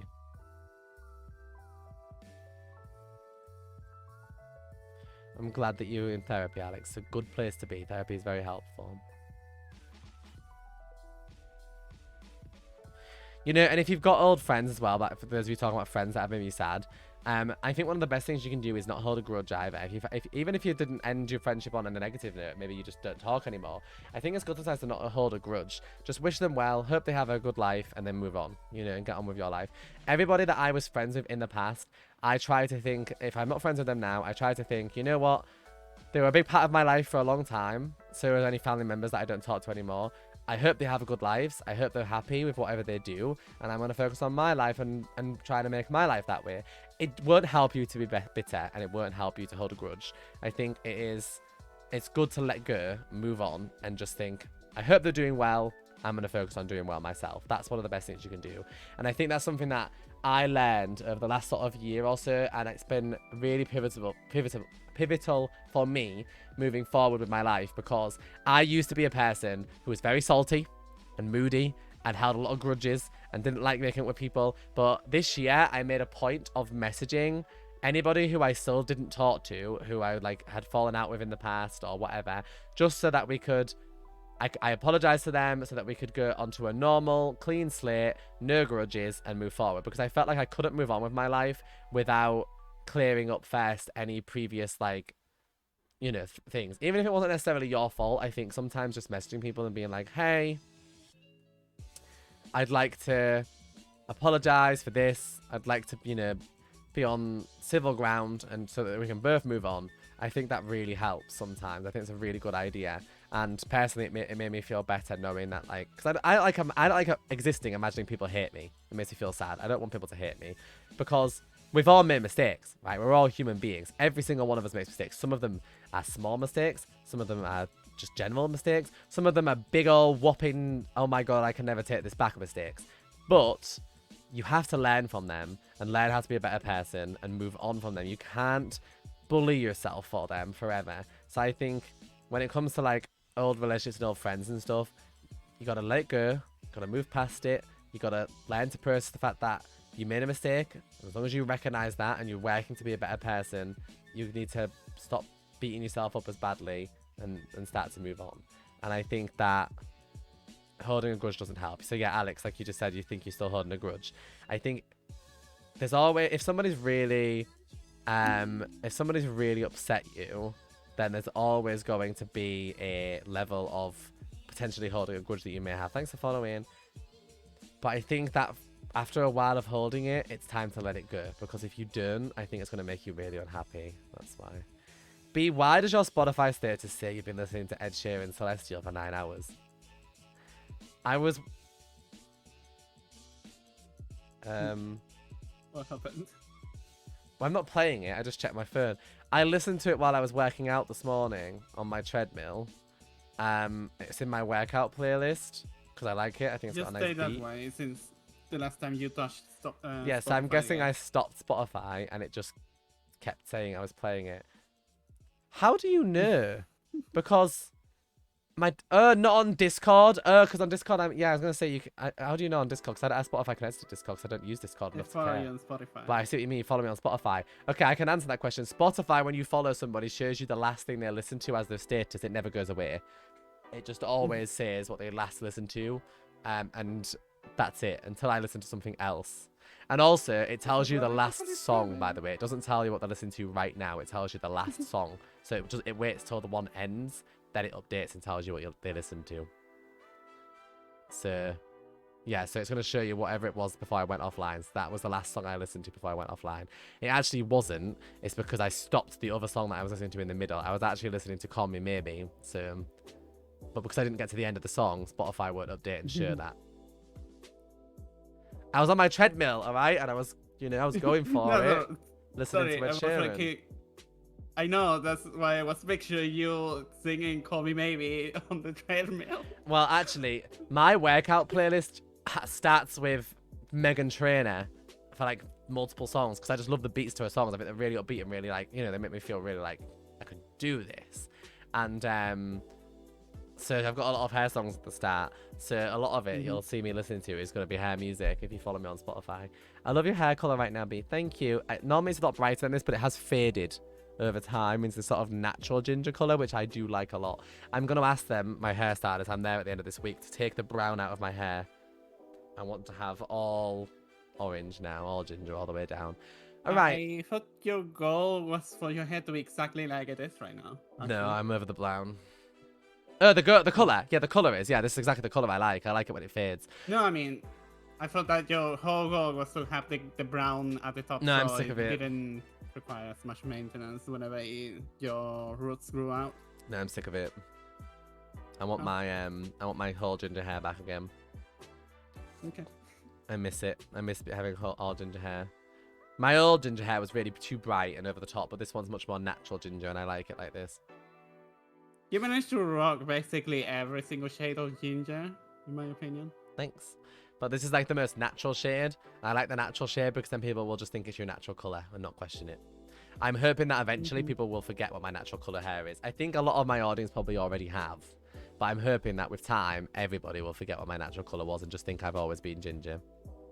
They're gonna keep asking you, you're gonna keep giving them answers, and they'll never forget because you don't stop talking. Yeah, that's true. I don't mind if people ask. I don't know what helps me a lot is, for example, having self-care days where I just do skincare and take a break from constantly looking at people who have perfect bodies and stuff. Also, wearing clothes that you're happy with can make you feel your confidence be boosted. For example, tight crop tops and stuff make me feel really happy in my body. Also, just try to do your makeup, etc. for yourself and not others. Yeah, exactly. Sometimes I like to just practice my makeup for myself. One of my favorite things to do on a self-care day, and this is wild, guys, you're gonna be so blown away by this, because like some people go like jet skiing, bungee jumping, skydiving. I do something crazier than all of those things. I sleep all day. Literally. I love it when I That's don't not have to do self-care it. for me. I love it when I don't have to do anything and I can just sleep all I day. could never do that because I have issues when I sleep, like physical issues. So sleep is not rest for me. My natural hair Sleep is just a not need. dirty blonde. Mine was Yeah, it bright really red and I isn't. colour mine myself. I took cosmetology and now it's like a light blonde since it faded. Oh, that sounds nice. Do you have any advice for fear of everyone leaving you? Oh, wow! Oh no. Now that's a question, Alex Sparkles, because what is my biggest fear, Iris? The same. I mean, it's my biggest fear too. Every time someone asks me what's your biggest fear, I always go, everybody leaving me alone. Yeah. All I can say, Alex, is that you have to learn to appreciate the people you have with you now. And it's hard when you have trust issues, but you have to appreciate the people that are with you, that are there for you, that are with you right now. Because the reality is, we never know what's going to happen in the future. We never know what's going It to can take happen. a while, But, yeah. but bear in mind that eventually you'll figure out who really wants you in their life, like who wants to keep you in their life, and who doesn't. Yeah. Sometimes people have to move on with their lives, not because they don't want you as well, but because they need to for their own mental health, their own well-being, whatever it might be. Sometimes that's just, people just naturally progress forward and not together. You know, sometimes they go by themselves, and that's okay. But you can find new friends if you need to, and it'll be all right. It's hard. I'm not gonna pretend it's not hard. It will take you time, but you know, you'll always find somebody to if even if you have to replace an old friend with a new friend, you will find someone eventually. So let me see. My hair was not dirty blonde or dark brown. My natural hair color is literally the first inch of my hair that you can see here. It's grown out. I mean, I kind of mentioned this before. What? I implied that was the case when I talked about your roots. Yeah, because my roots, I'm almost time to go back in for my hair again. So it's been like 8 weeks since I last had it done, so the roots are there. My hair is like a really light, like brunette. Naturally. But I'm going to dye it forever until it turns grey and I'll forget what my natural colour was. Life always finds a way to make you smile again, don't worry, Alex. It does. It does find its ways. Making new friends is scary because it could just hurt you again. That's my fear. Like I say, trust issues are difficult. They are difficult to process and get through. But sometimes it's worth taking the risk. Trust me, it's really worth it because I have also had people in my life leave me behind, but I have also gained other people who I really appreciate in my life. Like right now. It's hard to explain this, guys, but I don't know if this is a relevant topic, but it's like a really light brunette, like a really, really light brown, my natural hair. This brown on top is not my natural hair. That's like, I've had that coloured.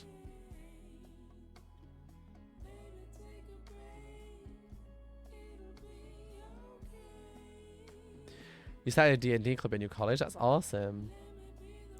Oh, I'm sorry, Alex. Just remember, there will always be somebody out there, whether friends or whatever, for you to be friends with. There's always going to be people that are in a similar situation to you, and you know, even when you think you might have given up because you can't find someone who's actually a nice person, people come around and they surprise you. You'll be shocked what can happen. Oh, that's a good question. I don't feel like I have anything in common with any of my friends anymore, because I don't really play games anymore. And I don't really do the things that they do anymore. So there's not really much that I have in common with them anymore. But when they're good enough friends, I think it's you know, something you can. I think you can still be friends with people if you don't have necessarily things in common. You just have to make an effort to try and do things together. Sometimes you might enjoy things that they suggest for you to try, and they might enjoy things that you suggest.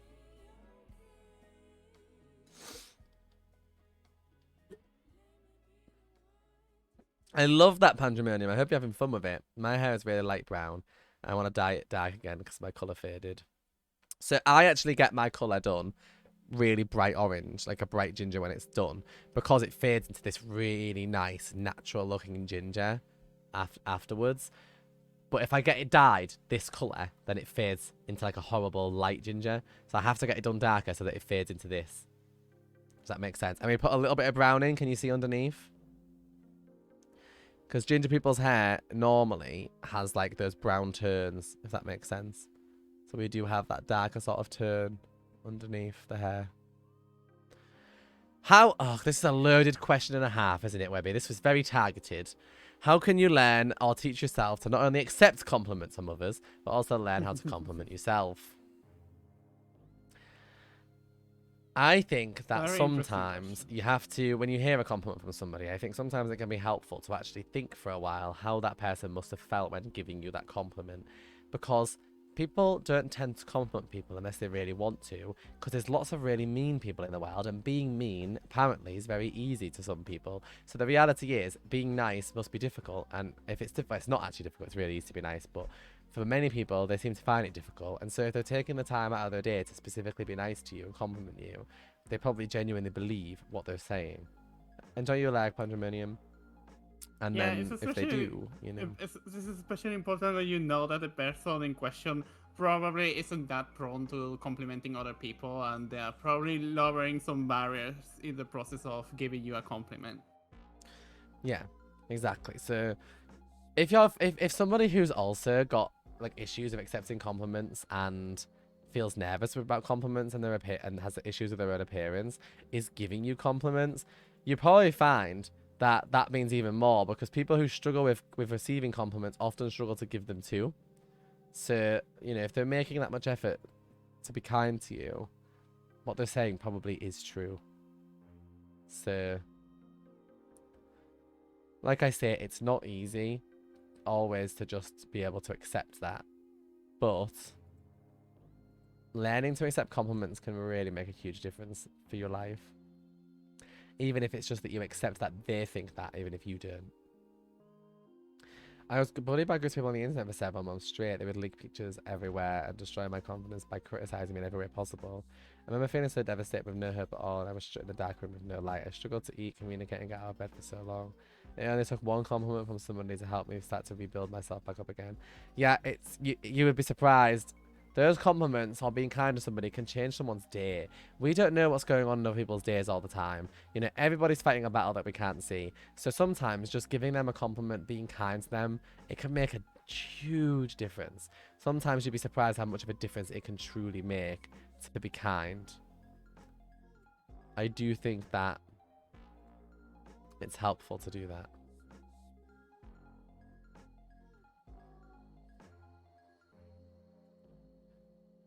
As I say, guys, it's definitely not easy, but I do think I think pushing yourself sometimes. I think sometimes it can be really good for you to think about the compliment that someone's given you, try and process it, try and think to yourself, huh, let's listen to what they've said. Look at myself in the mirror and think about what they've said. Let's think about what they've specifically, you know, said about There me. must be a reason why they do it. There must be a reason why they've just said that. So sometimes I think it helps to just take a moment to look at yourself. Like, say somebody compliments your lips. You could take a moment to look in the mirror, think about what they've said, and maybe you might be able to find the reasons why they like them. Maybe you'll be able to notice it too. It might make you start to feel better about yourself as well.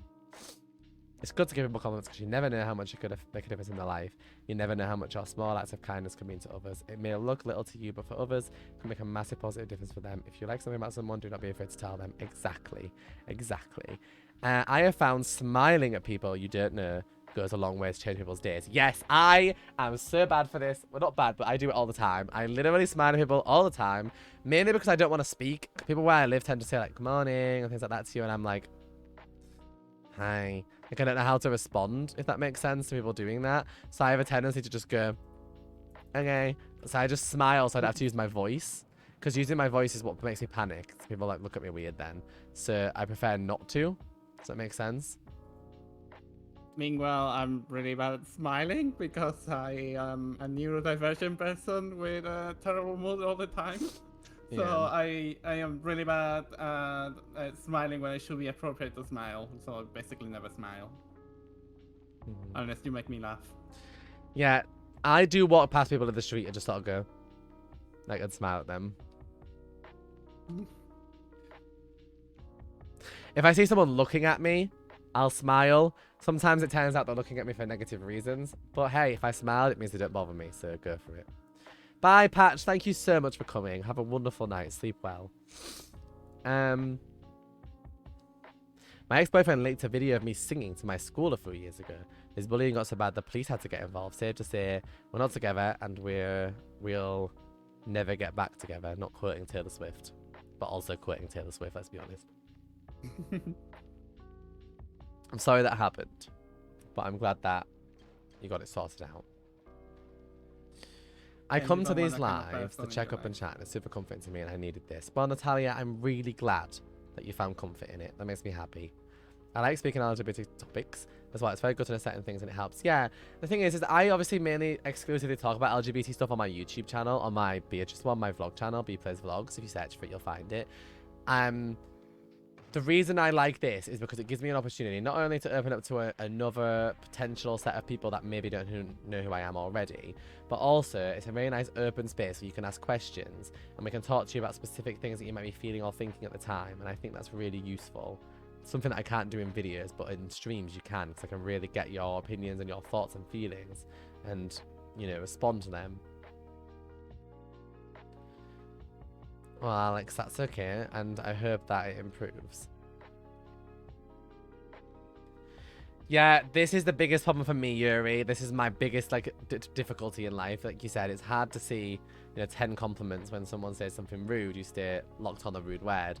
I am that person. Literally, I can get hundreds of comments on, like, say, a YouTube video, on Twitter, whatever, that are really kind and really positive. But that one really negative one is the one that's going to set me up for the rest of the day. I'm going to be thinking about that one all day. I'm not going to stop thinking about it. It's going to make me feel devastated.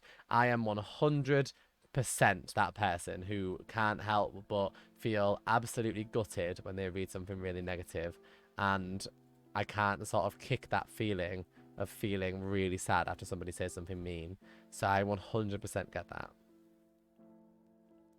Oh, Alex, I'm glad that they come tomorrow. I hope it goes well. I hope it's positive for you. Fingers I crossed. generally don't care too much about what other people think of me unless I know them or I have to share space or time with them constantly. That's what makes a difference for me. So Yeah. I don't care what some random person on the internet thinks about me, for example. But when I was in school, obviously I care a lot about what my classmates thought of me because I had to literally share a room with them for 6 hours, 8 hours a day, how long? Yeah. Something like that. Thank you for 6 the hours a posture check, day. Alex. I think that's correct. So, yeah, so the thing is, learning to love yourself, guys, it's not easy.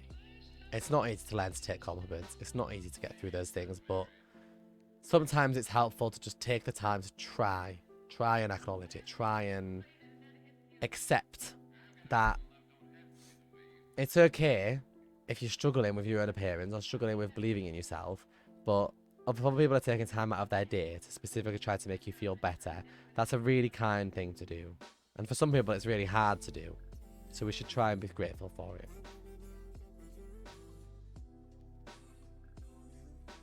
I'm sorry to hear that, Azura. That is a very common thing that happens, and it's very unfortunate. I've also wondered what I think of my weight and my stomach. It's a point where I would break down because I tonight looked overweight in a crop top, but I'm starting to realise that everybody's beautiful in their own way. I am 100% just like Benny. I struggle with my weight a lot, and I worry about my weight a lot. I weigh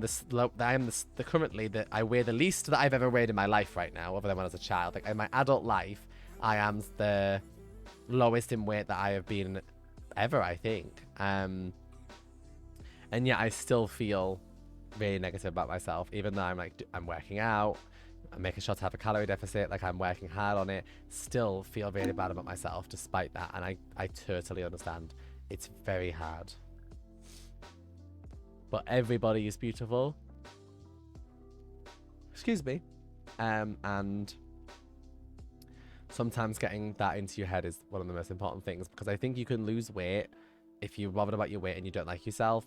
I think even when you lose weight, you can still end up feeling miserable and not liking yourself, because you have to change how you feel mentally about yourself too, not just physically, about how you look. I had a friend who decided to insult people over the internet, and they were very toxic, and I couldn't help them learn it wasn't okay, and I decided to clean my life from that. Told them about my life, so I've had much better days from doing that. Yeah, I was actually talking to somebody earlier on today about removing toxic people from your life. You'd be surprised at how much of a difference it can make. Some people do not want to be educated. Some people, we just can't educate them enough, and they would rather just continue to be horrible. And so in that kind of situation, it is best to just remove them from your life and not listen to them. Sorry, I keep blinking a lot because I've got a fan on, but it's warm, and it's sort of blowing in my eyes and making my fake eyelashes like flick into my eyes. When I was a bit younger, I wanted liposuction, not fully knowing what it was. I was uneducated, but now I'm happy with my curves. Yeah, I think, again, society makes us unhappy with certain parts of our body often, and we have a tendency to hold ourselves to unachievable expectations. But if you want to change something about yourself because it's going to make you feel better, that's okay too. But you don't need to unless you feel you need to. I've got like cough hiccups, guys. Iris, is there anything you would like to share while I hiccup? I mean, I don't know. I feel pretty unhappy with my body. I don't think I want to go into details as to why, because a lot of it is connected to depression. Oh my gosh, guys, I'm so sorry. I've got hiccups that make me sound like I'm oinking like a pig. Let's see. I let go of my toxic friends on my 16th birthday. It hurt, but helped in the long run. That is amazing. Well done, you. You know, sometimes as well, I think we've all been there at some point in our lives. Sometimes you realise people aren't purposely trying to hurt you, but sometimes you realise you're just really bad for each other. Sorry, I've got really bad hiccups. You guys bear with me. Sometimes you might have a friend, say your best friend or a close friend or a relationship, whatever it might be, or a family, and you might realise that despite the fact that neither of you are actually specifically mean to each other, or that the fact that you don't dislike each other, that you actually are just really bad for each other. That happens too. Sometimes two types of personality, sorry about my hiccups, sometimes two types of personality just don't mesh very well. That can happen too. Sometimes you just might not mesh with a certain type of person very well. And again, that's pretty normal. You know, it's pretty normal to feel that way. And there's nothing like wrong with that. Sometimes you just might not mesh very well with certain types of people. And that's all right. Yeah, personally, I don't understand why there's people that, like, some people feel the need to become friends with everyone, but the reality is that you cannot be friends with everyone because everyone's different. I know, Royal Muscab. I haven't got any water with me. Oh, wait, yeah, I do. Never mind. You do. So, yeah, it really depends a lot. You can't be friends with everybody. Because some people are just really not fun to be friends with. Some people you just don't mesh well with and you don't fit very well together, and so it's better for you to not be friends with them, and that's fine too. Sometimes you just don't get along very well with certain types of people, and there's nothing wrong with that. You don't have to be friends with anybody that you don't mesh well with. Natalia, I am the same. My mum and dad split up. Sorry, my mum and dad before I passed were best friends, but they split up because they drove each other crazy. They realised they weren't good together as a couple, but still lived each other as friends. And do you know what? I think it's incredibly mature. I think it's incredibly mature if you're capable of recognising that actually you just don't, you're not good for each other. You're not good to be friends, or you're not good to be in a relationship. You're actually quite bad or toxic for each other because of whatever reasons that might be. And so you decide to make the right choice, and especially for your children's sake, your friends around you, whatever, your own mental health, you decide to move away from that and think, you know what? We're not good for each other. So we're going to move apart into something better, which probably is just being, you know, separated, or in whatever sense that makes sense for you. I think sometimes it's hard, but it's incredibly mature to recognise that you just are not good for each other, whether that's as friends, relationship, or whatever. Do you agree with the statement opposites attract? I think this is a load of rubbish because I think that everybody needs to have somebody who has a level of difference from them and a level of similarity to them. If everything about them is opposite to you, you're going to be miserable because you're going to never be able to find anything you like to do together. Your hobbies are going to be different. Everything about what you enjoy is going to be different. It's going to be very complicated. How you handle things will be different. Being totally opposite to somebody else is very hard to deal with. But being totally the same is equally very annoying to deal with. Because if you're stubborn like I am, you probably don't want to be with somebody who's also incredibly stubborn. Because that's not going to work out very well because you're never going to resolve any arguments because both of you is not going to give up. So, like, it's very difficult. I think that opposite attract, the whole thing about that, I put a big asterisk on it because you need some things that you're similar with too. Otherwise, you just won't have anything in common and nothing to enjoy with each other. And that's difficult. When you fall out with a friend, I did not long ago, but she used to baby me and make me feel like I was stupid and not intelligent. So I removed her from my life, and she did the same thing. Wait, and she did the same, but for some reason I miss it and don't feel too much better. It's a relief, but I don't think that it might. But I think it might be that I'm fair really with my other friends constantly, so it's confusing. If she was making you feel really bad and upset a lot, and you expressed that to her and told her she was making you feel bad and she didn't change after that, then the likelihood is she probably never is going to. So it might be best that you aren't friends. I had friends who would constantly drag me into drama or deliver negative information to me, which came from other people who hated me. I always asked them not to send me anything about what others say to me, but they never cared to listen. I was in heavy doubt and pressure until I finally decided to cut them off and leave them behind. I've been so much better since, and now I found new people that I look up to. It's okay to let go of things, especially when it's for the better. I have been there. I definitely have been there. I've had like a friend or two in the past at some point, probably when I was about 15, who would specifically tell me every time someone said something bad about me, and it made me feel really bad about myself. Sometimes you just don't want to know.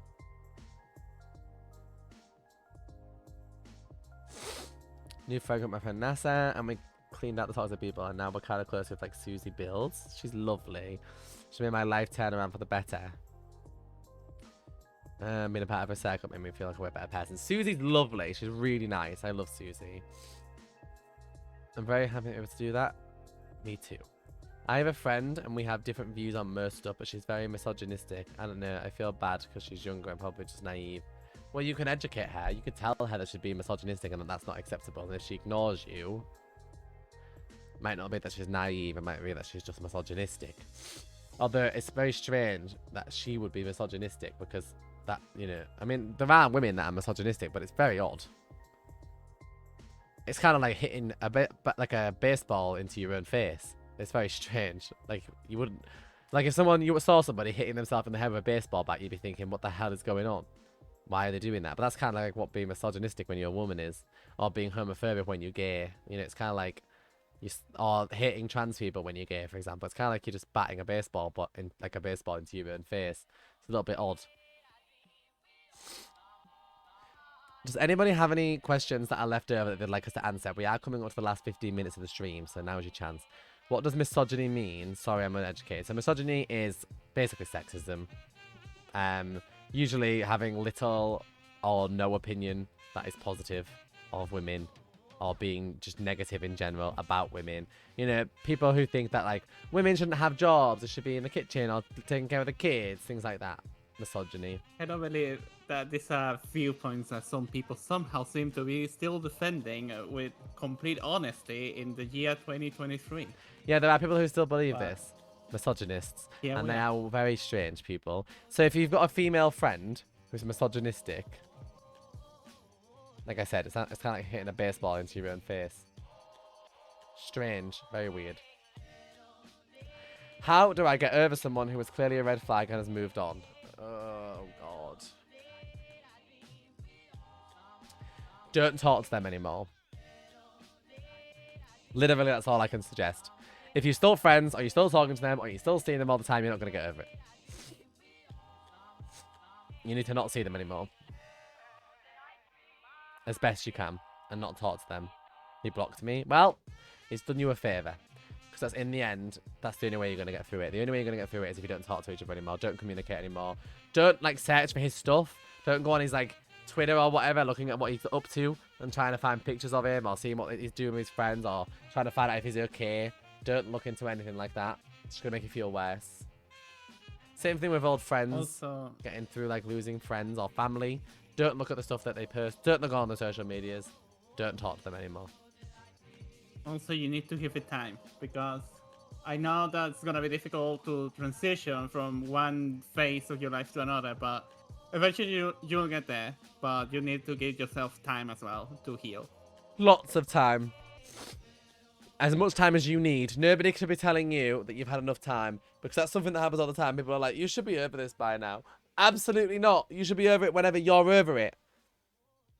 Don't let people tell you that you like should be feeling a certain thing.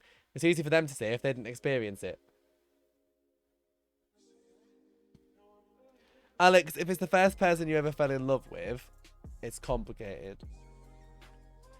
My mum always says that you never stop loving the person that you fell in love with first. You just learn to live with the pain and move on. You can still love somebody else, but you'll always have a certain level of feelings for the first person you ever fell in love with. Whether you believe that or think that's true, that's up to you. As my mum always says. Life is tough, guys. It's not easy. And sometimes it's like being punched in the gut or in the chest. But with time, it will get better because time heals. Positivity heals. Being around kind people, people who make you happy, all those things are really, really positive and can help with healing. You have to also want to be healed and let yourself be healed too.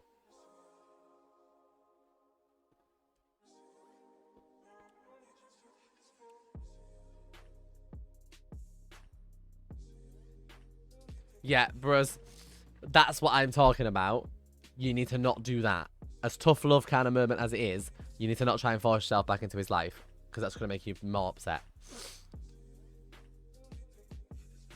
It's going to make you feel worse if you keep doing that. If you keep pushing yourself into it, forcing yourself into like talking to him, you're never ever going to get over it. It's going to be so much worse. You've got to let go.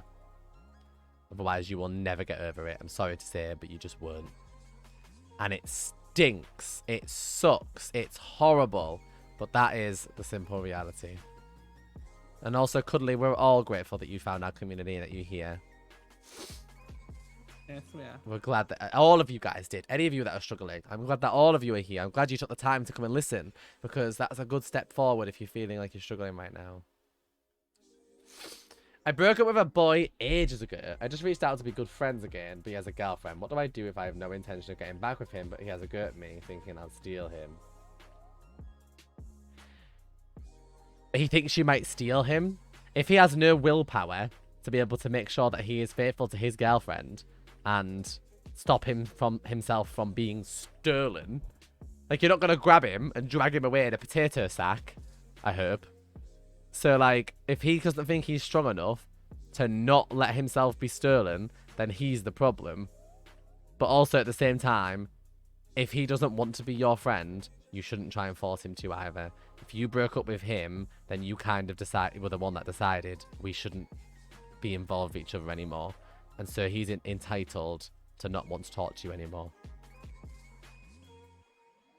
I mean, he would be either way, even if he broke up with you. He's still entitled to move on. But that sounds like a him problem thing, the whole being stolen thing. But if he doesn't want to be your friend, then he doesn't want to be your friend. And you shouldn't force him to be. Especially if he's moved on and he's happy now with his new girlfriend.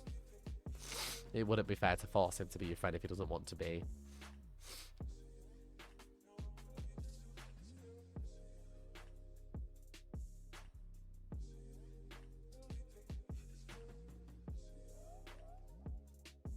Does that make sense? I hope it does. Oh god, I'm getting sniffly now. I have a cold at the moment, guys, so please do excuse me.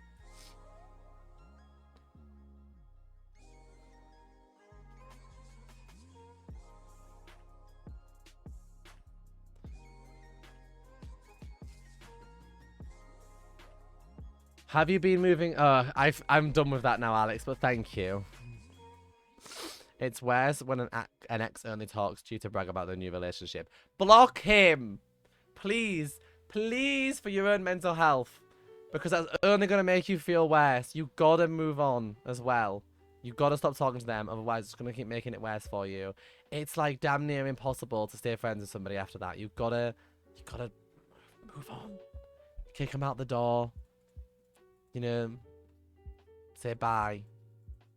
Throw a cat at their face. No, don't really throw a cat at their face. I was just thinking The Simpsons in my head. You know, the crazy cat lady who throws cats at people's faces.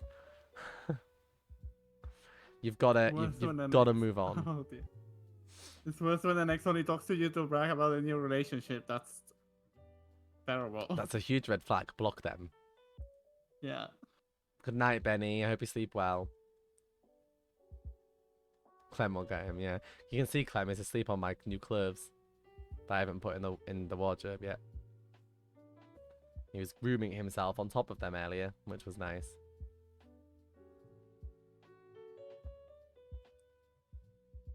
Did I miss a message from Sour Charlie's?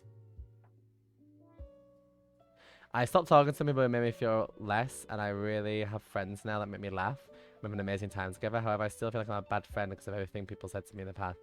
You know, we all feel that way, those Sour Cherries. We all do. I feel, when I think about old friendships and the way that I've acted before, because I have, you know, we've all made mistakes, I will put my hand up and say, I have been a bad friend before. We've all been a bad friend at some point. We've all made mistakes. We've all been a bad son, daughter, wife, girlfriend, whatever you are. You know, we've all been a bad version of ourselves sometimes. Sometimes we're not the best version of ourselves. But recognizing it and building on it and making sure you don't do that again is important for personal growth. Holding on to it and bullying yourself and beating yourself up for the things that you've done in the past are not good for personal growth. It's really tough. I get it. But I completely understand how you feel. I have made plenty of mistakes in my life.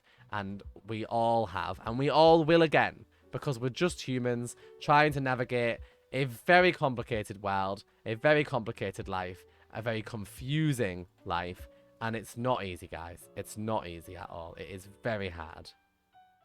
I've also made my fair share of mistakes in the past, including picking friends who were not really great friends. And yeah, but it's important to move on. It does happen, guys. And yes, it sucks. But I often think about the mistakes that I've made in my life and feel really bad for them all the time. I'm always beating myself up about it. Again, you can ask Iris or any of my friends. I talk about it all the time. I'm always beating myself up about things that I've done in the past. But you can't move on from them if you're just reliving them all the time. Thank you, B. Thanks to you and your community. I found a bunch of friends and people who helped me a lot. Also, hearing you talk about your struggles made me feel like it's okay to feel like this. I will always be thankful to you all. Thank you, Cherry. I appreciate it.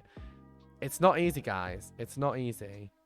But sometimes you just got to push yourself forward and keep going. Because here's the thing. If you stand still and don't keep going, the rest of the world's going to keep going around you. The world won't stop just because you stop.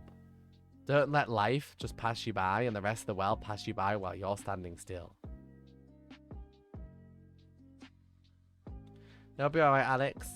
It's not going to be a problem whether you have them or don't. Either way, you'll be okay. I fall in love the moment a guy gives me attention.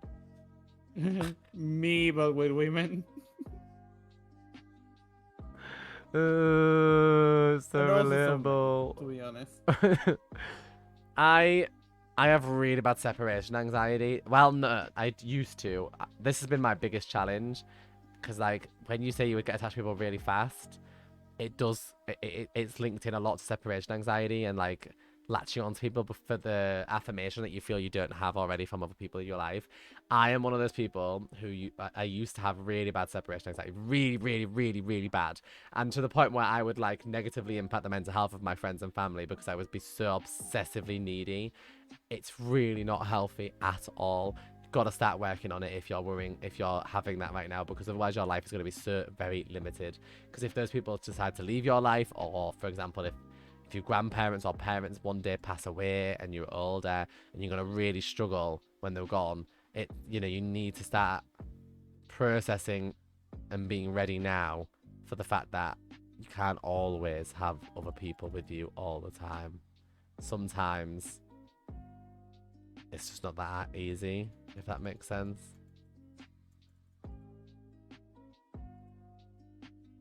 Sometimes you just got to sort of process that you need to come to terms with separation anxiety and get past it and learn to be on your own.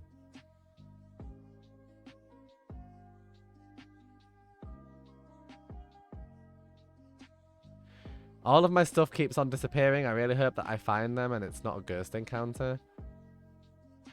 Listen, sweetie, I can't help with that. This is an LGBT stream. I can't do anything about the undead or the dead. When you're in love with the version of them that you made up in your head. Yeah, bros. God almighty Lord, don't that. Moving on, bros. Moving on. Do you know how that is so bad? It's so unhealthy. And I used to do that a lot. I used to make up like my friends and stuff in my head. Like I would imagine that they were a certain type of person, the like positive version in my head that they were, but they actually weren't like they were in my head. Because, you know, we do that to cope with things in life. Sometimes we change them to make them more positive to help us cope. I think some people do that with like parents, for example. If you've got like not great parents, sometimes you will morph how your parents are in your head to convince yourself that they're actually a lot better than they are. And it's just not healthy. It's not going to help. But sometimes it's hard to not do that because when you've got a lot of trauma or stuff going on, it's difficult, you know? I think I'm just insanely delusional. I think we all have a little bit.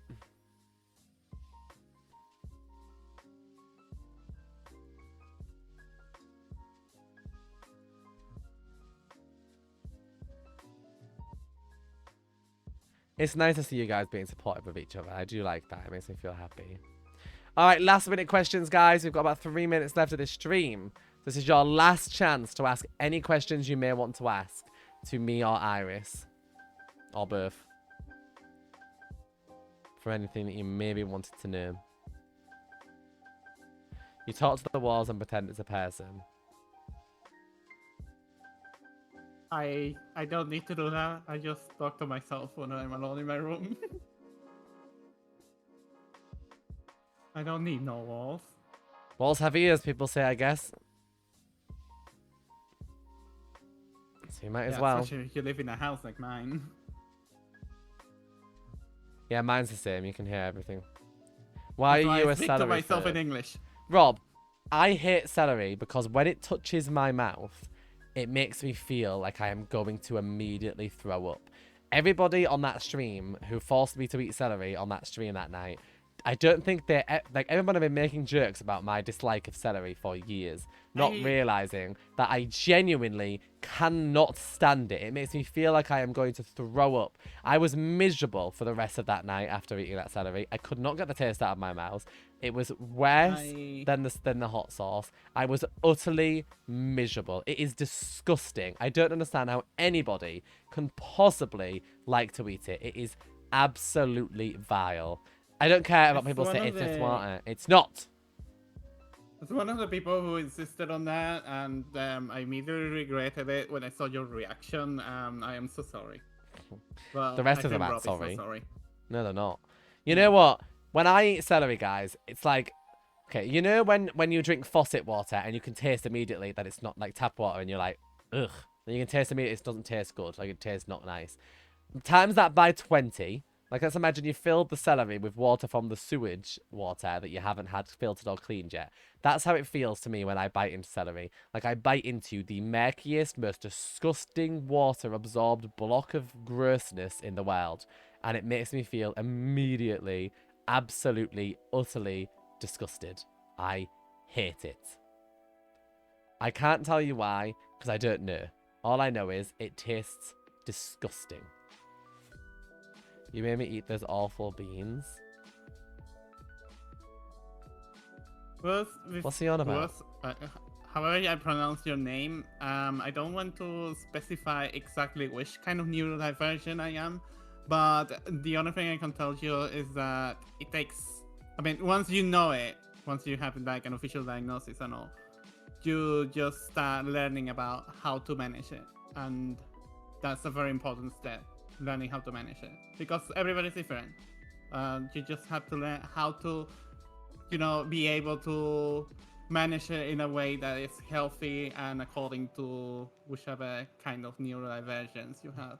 And also make sure that you have accepting people in your life. That's a very important step. Yeah, Because what not Iris said. everybody is accepting, unfortunately. But that's the same as it is for LGBTQ plus people. I also hate kiwis, cherries. They're disgusting. Wait, the prawn cocktail, Chris, made you throw up? Like you actually physically threw up? The bean boozle beans? I didn't make you eat the bean boozle beans. You said that you would be involved in it. I don't see me forcing anybody to do anything because I'm wonderful and nice and I wouldn't do that to anyone.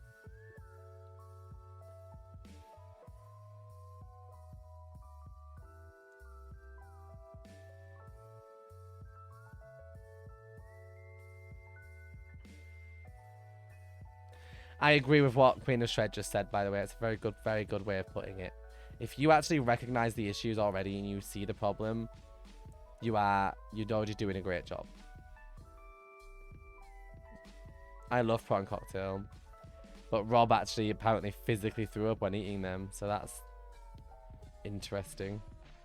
Everybody's taste buds are different. It's just how humans work. We're all different.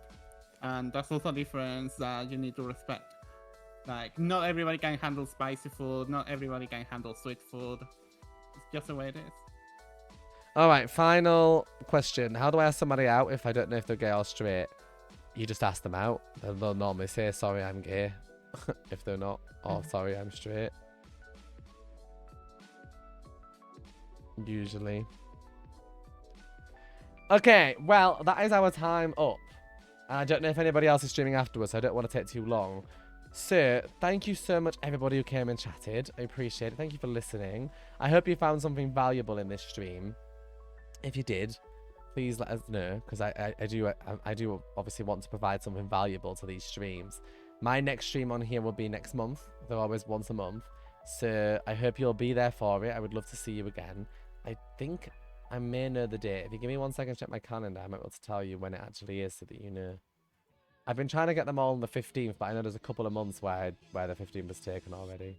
And my next one for April is the 15th. So on the 15th of April, same time, we'll be chatting about some more stuff. And I believe Rob will be in it with me, assuming I get it all approved and sorted out soon.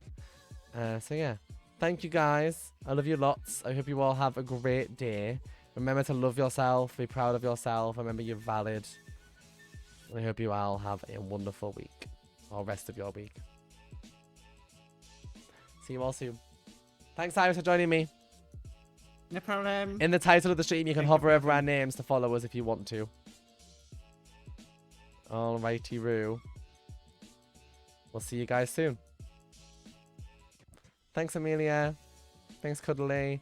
Thanks to Dr. Mimic. Thank you, Alex. Thank you, Bruz. Thank you, Sour Cherries. Thank you, Yuri. Thanks, Rob. Stephanie, thank you. Lil Mama Plays, thank you. Who else? Queen of Shred, thank you. Honey Bells. Kens. Jack, hi, and bye. Thank you. We'll see you guys soon. Bye, everyone. Bye.